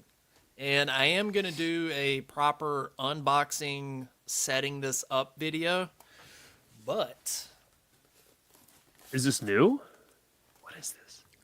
sorry, Jack. Oh, I Chucky's think- back. This is the Child's Play 2 video store standee. Did you just get this or no? Yeah. I think I saw this listed somewhere. Did you So- get it on eBay or on Facebook or something? eBay. Yeah. And it's practically brand new. I mean, everything is here. It's the original box. Yeah, everything is in it. Like, some parts of it have a little bit of wear on them. But I'm like, I mean, I got it for a decent price, like $350, I believe. That is insane, dude. So, yeah, that's always been like a grail item of mine. So I was like, I'm never going to find this cheaper. So, Probably not. had to get it. Stuff like that, man. the prices on all that stuff is just through the roof now. Like movie posters and all that too. Like it's just insane how much all that stuff has went up. Yeah, and I mean, I think with those too, like, I mean, holy shit, look at that. I mean, the rarity of those to being all like pieced got, up like that is so rare. The instruction manual, how to put it together. So I mean, those are some one of a kind items, to be honest. Like, I would love to get something like that. I don't have anywhere to put it, but I would love one.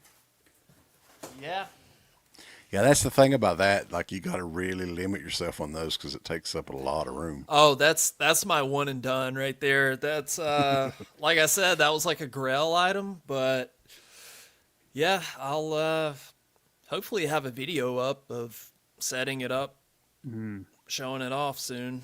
So. Make sure that cat doesn't get at it. Oh no, she's. Cats love scratching cardboard, man. You know what? I thought of that. I was like, if I set up this standee and I come home and it's just shredded, whew. I'd probably shut that door. Don't get any wherever that is. catnip anywhere near it. Yeah. Damn. Yeah, maybe I should, because I'm moving in like a couple of months and I'm going to set up like a podcast / movie room, or I'm going to keep the cats out. Maybe I should wait to set it up there. Maybe. Yeah, and it also has that spring on it. So they're probably going to be like Oh, swatting wow. Yeah, the cat will love that. That is nuts. That's cool, man. That's a really nice piece. You know, like with Spirit Halloween, do you think that they've ever thought of like remaking some of that stuff for sale at Spirit? Because I think that they would do really well with some Oh of my those. god, those Like- would kill it. like standees. Yeah. They have some. I bought a Myers one from there, but I mean, like if they did it more like not the person, but like the actual artwork of a VHS tape or something like that, I Like think do a those Killer would be- Clowns one, a Trick or Treat one, Halloween, Sure, even if- Halloween 6. Even if they did Yeah. the Halloween 2, the big pumpkin with the skeleton face or something like those things would sell really well. Yeah. I think. You're gonna have I to mean, keep me another one of those- updated on that Halloween 6 reunion. By the way, I'm intrigued. Oh yeah, I will for sure. Definitely. I don't have much Halloween 6 stuff, so maybe I should try to see if I can get myself a poster or something like that. I don't really have any Halloween 6 stuff. I don't even know if I have the VHS tape, to be honest. I've got an extra VHS tape of it. If I don't know if you'd want to get something like that signed though. I don't know. I'm gonna start looking at posters and see what I can find for 6. The laser disc is what I don't have the poster for part 6, but that's plenty big enough to showcase and everything. Yeah, laser Yeah. discs are great to have signed. They look great. They fit small areas. So yeah, I totally agree. Yeah, I did get this from H45. I met Alan Howarth. Got Oh, him yeah. to sign the soundtrack. Talked to him for a bit. Very nice guy. Yeah, big Halloween 6 fan. Defended it my entire life. Hasn't always been easy, but I feel like people are kind of coming around to it a bit more. So I am. I was never a Halloween 6 fan. Ever. I like the theatrical version. Like I don't like the I do too. Same, yeah. producer's cut or whatever. I mean, it's okay. It's interesting to watch, but The ending of the producers, I just can't. With the fucking rocks on the floor, I'm like, yeah. nah. Yeah. I think with part 6 though is like for me, what year? 95 is when that came out, right? Yeah. So I was old enough I could have seen it in theaters, but it was like in and out of theaters. Like I don't remember anything about that coming out or anything. And it wasn't until like all the press with H2O and everything. And I was like, well, there's another Halloween movie that I haven't seen. And then I ended up renting it. And I was like, holy shit. Like, I just love the vibe of it. It's Great atmosphere. very Halloween atmosphere, very 90s grunge era. Yeah. And the Michael Myers in it is a badass, man. Like, George P. Wilbur, he's pretty thick in it and everything, but he's a beast. Yeah, I'm coming around on it a lot. I never was a big fan of it. And then, of course, I got more intrigued by it when I was searching for those damn 666 Halloween bootleg producers cut for years, all the different ones you get at the conventions, and it was like, Oh, you gotta yeah. get this one. I'm like, oh, I'm getting this one. It's got the better quality. It's letterbox. I gotta get this one. I must have like so many of those things sitting around now, Dude, you know? what's crazy too is I don't know if I've ever mentioned this. I had been chatting back and forth with Marion Hagen about doing a damn interview for like over a year, right? And she is just so sick of talking about, because that's really all she's known for. Yeah. I mean, I don't want to tell her that, but that, but at some point, hopefully, we'll have her on for a live stream, or at least a recorded interview. Yeah, I tried to get Mariah O'Brien, the lady that played Beth. Hit her up a few years ago. I was like, "Hey, would love to interview you." She agreed to it, and then just kind of stopped responding. So I try like once a year, like, "Hey, Halloween's coming up, so Right. maybe I'll try again for the 30th anniversary." Yeah, Yeah, keep trying. it's always tough to have to do that, but you got to do it. You know what I mean? It's always tough to be like, oh, am I bothering this person? I'll keep asking, but it's the only way that you're going to get a yes. You know? You Yeah, gotta- she's like an interior designer in LA now. Did you know that she's on the cover of Alice in Chains Dirt? That's her? Yeah. No, Really? I had no idea. I was 8 years old when I found that out. I never heard that either. Yep, that is her. That's so funny. Do you guys want to go over a couple of news topics real quick? Sure, man. Let's go. I want to hold you guys up. I know it's getting a little late. Let's see. Oh, speaking of promo items, this one's pretty cool. You That guys is ever cool. see this? I haven't, No, but that is cool, though. That's really cool. Yeah. Somebody's asking $300 on eBay for it. And it's not that cool. Yeah, it ain't that cool. That's funny. This is rad. Woo! Demons That is 2. rad, dude. That is rad, Yeah. for sure. Damn. Chucky Comics. I love that. Get a load of Chucky. I love that. Oh, shit. Yeah, that's just a few random promo items I found. But let's see. A couple news topics. Did you guys see the Jason Goes to Hell documentary trailer? I didn't see the trailer. I knew it's coming. I saw that the guy posted about it. Is it a Kickstarter right now, or how do you get dibs on that? I'm I was not curious sure. about that too, because it would make the most sense if it was on that Arrow It 4K would have, set. but it's not. I mean, do you think that they could sell enough copies to make it worthwhile to them if they were just to put it out themselves?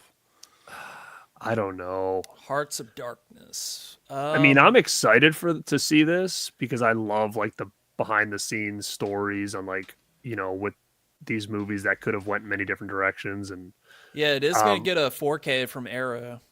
is that what it says? Yeah, so it says it's going to premiere at Texas Frightmare. But yeah, I saw a trailer for it the other day. Well, it says pretty that good. Jason Goes to Hell is coming to 4K. Oh, wait, you're right. You're Yeah. right. Sorry. I will ask Yeah. Felcher. He's of course not going to tell us, but whenever we talk to him. But yeah, I mean, I guess they could put it out through like Anchor Bay or something like that. I mean, they released that Leatherface documentary. They could, but Yeah, I I just mean, don't that know would how well it would do. I think it would do okay. I think that Leatherface one did okay. Yeah, I mean, it might be something for them to pick up for sure. But to me, it would make perfect sense to have it as an extra feature on that 100%. Arrow 4K. 100%. Yeah, it's crazy that Adam Marcus was 23 when he directed that. That's insane. That is crazy. Yeah. Like, It's a big Yeah. deal, man. Yeah. Wow. That was a big movie too. I mean, they hopped the hell out of that thing. Mm-hmm. it does it holds a special place in my heart. I mean, it's kind of a mess, but there's something about it that I still enjoy. I don't know. do. I think it's so different that it kind of works. It's got some killer effects in it. Hmm. But I always thought it looked like an X-Files episode, though. It does. It really Kinda. does. Yeah. Filmed almost exactly like. Yeah. It's like very dark and Yeah. But I do like it. Of all of the New Line Friday the 13th Jason movies, though, that's easily the best one. I saw it twice in the theater when it came out. That's how hyped I was for it. And it's mainly just due to the ending. Like, I was marking the hell out at the Oh very my God, end. man. So That was when you amazing. saw it the first time, did you have any idea that ending was coming? No. What was your reaction to it? Like, I was like, holy shit. I mean, even as a kid, I think I probably said that. Like, I was 13 years old or whatever. It's Holy Freddy. shit. by God, it's Freddy. Yeah. And, but yeah, I mean, this predated the internet and everything. So, I mean, you wouldn't have known Yeah. anything. Well, that's about what's even it. crazier too, and I don't know if it was an age thing or the internet thing, but I didn't know about it until I rented it on VHS after it already come to VHS. So when I watched it on VHS for the first time, I marked out at that ending. So I never knew, like I never was told up until that point from the time it came out in theaters to the VHS that had happened. So even when it happened the first time when I was a kid, I was like, what the hell? You know, so to be able to hold off from any kind of spoilers all that time is wild to think about now. Mm-hmm. Yeah. And I'm pretty sure, isn't that like Vincent Price's laugh at the end? It's certainly not Robert Englund. I'm not sure. I'm not But sure like either. whenever I go back and watch it now, I'm like, that's clearly not Robert Englund. I had heard that the arm is Kane Hodder that has the Freddy glove Yeah, on and all that. that's true. That's kind of fun. Yeah. So he's everybody. He's Freddy, Jason, and Leatherface in the game. Yep. He's the whole effing show. Tom Morga, he was Michael Myers in part 4. He was Bandage Myers. He was Leatherface in part 2 on the bridge scenes. And, shit. He was one other horror villain. Jason part 5. He did some stuff. So, Morga. all right. And the last one, I Know What You Did Last Summer, July 18th, 2025. Are you guys excited for this? What do you- I don't know anything about it. I just know she's coming back, and I think Freddie Prinze, maybe? Is he coming back? Yeah. Of course. I mean, Yeah. that's What- all I know. I don't Isn't really know Sarah much Michelle else. Gellar back in it or no? I think, They could probably get Ryan Phillippe back in it, too, if they wanted. I don't know if he's going to be, but I mean, he's well, He's I around. know that Freddie and Jennifer Love Hewitt, they said that they're only going to be in it very briefly. But for some reason, I feel like that movie's going to flop. Like, I think so. it does not have the namesake of Scream. And it's been forever. Like the last movie that came out was that direct-to-video one, and nobody cared about that at all. And that was 20 years ago, at least. I didn't even realize. People told me the other day that there was a show. I'm like, I had no idea that there was a TV show. Did you guys know that? I had heard people talk about it, but I didn't know what channel it was on, what it was about. Yeah, isn't that the one where the fisherman, he's like this ghost thing, and he's like, it's like Scooby-Doo or some shit? I have no idea. I've never mean, seen it's it. I didn't even know it existed. Yeah. But I mean, I don't really have. I mean, I guess I'll see it, but I don't know. Like, I part of me just like I'm not sure what they do here. Yeah. I did know. see that the letter is addressed to Raleigh, North Carolina, to Julie Ooh. James. I was like, yeah, what's up, Raleigh? That's But, funny. I mean, I'll go see it, but I don't have high hopes. No, it probably won't do that well. Yeah.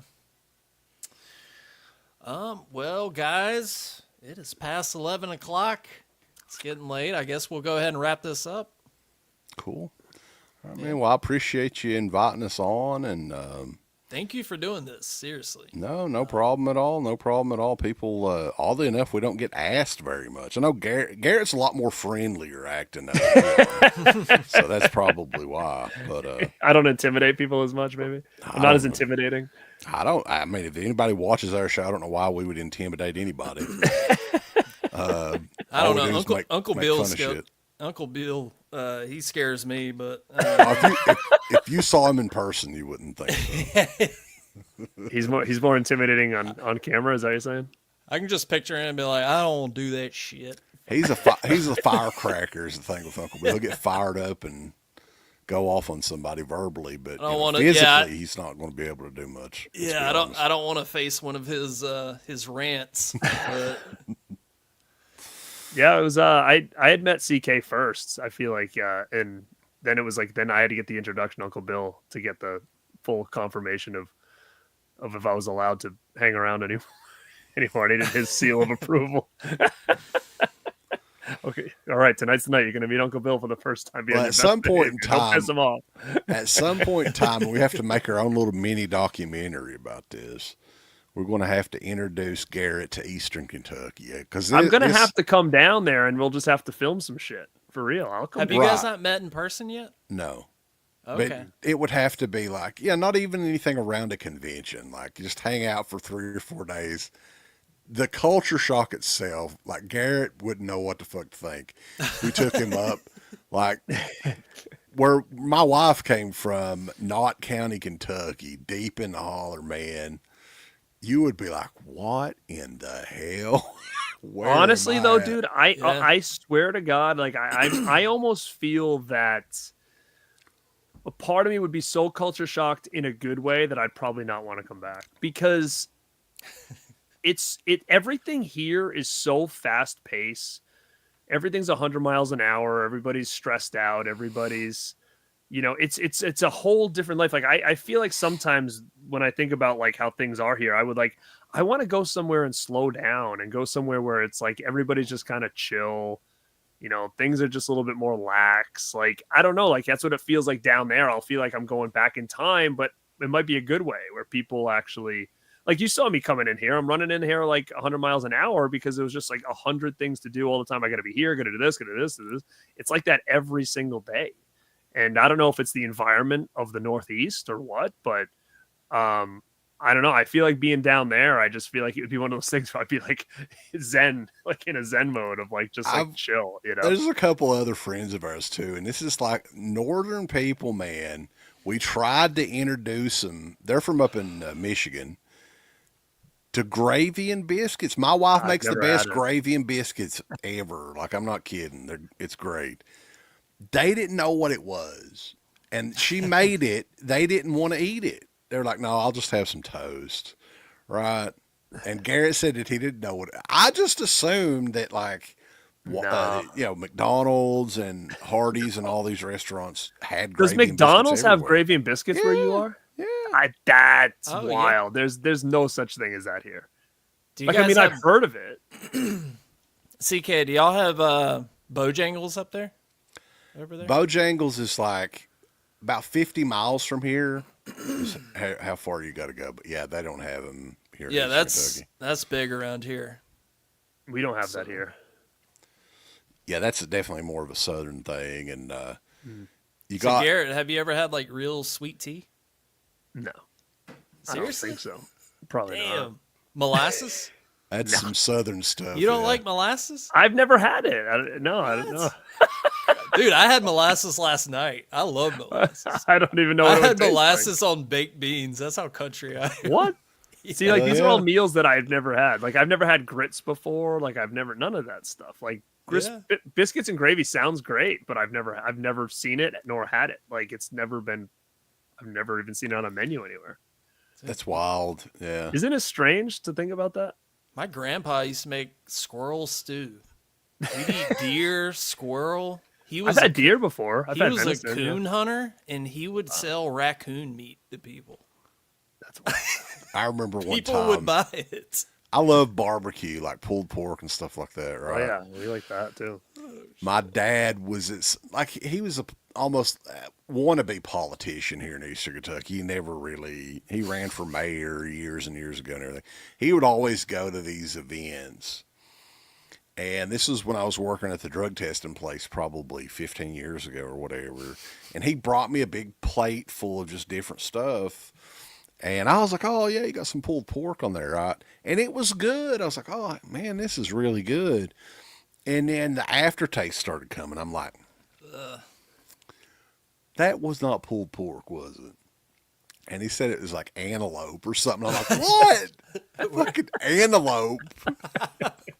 The best when you said my dad was a wannabe politician. He's just like showing up, waving at everybody. Yeah, he's trying to part of it. politic, right? He was a city councilman. That was about the peak of his politician career back in Kissing the day. babies.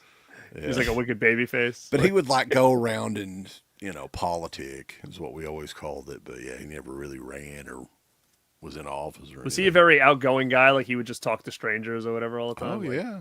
that's Love to funny. talk, yeah. You could be at a store or something and you just want to get out of there, but he's like just talking to some random person in line. You're like, shut up, let's go, let's get out of here.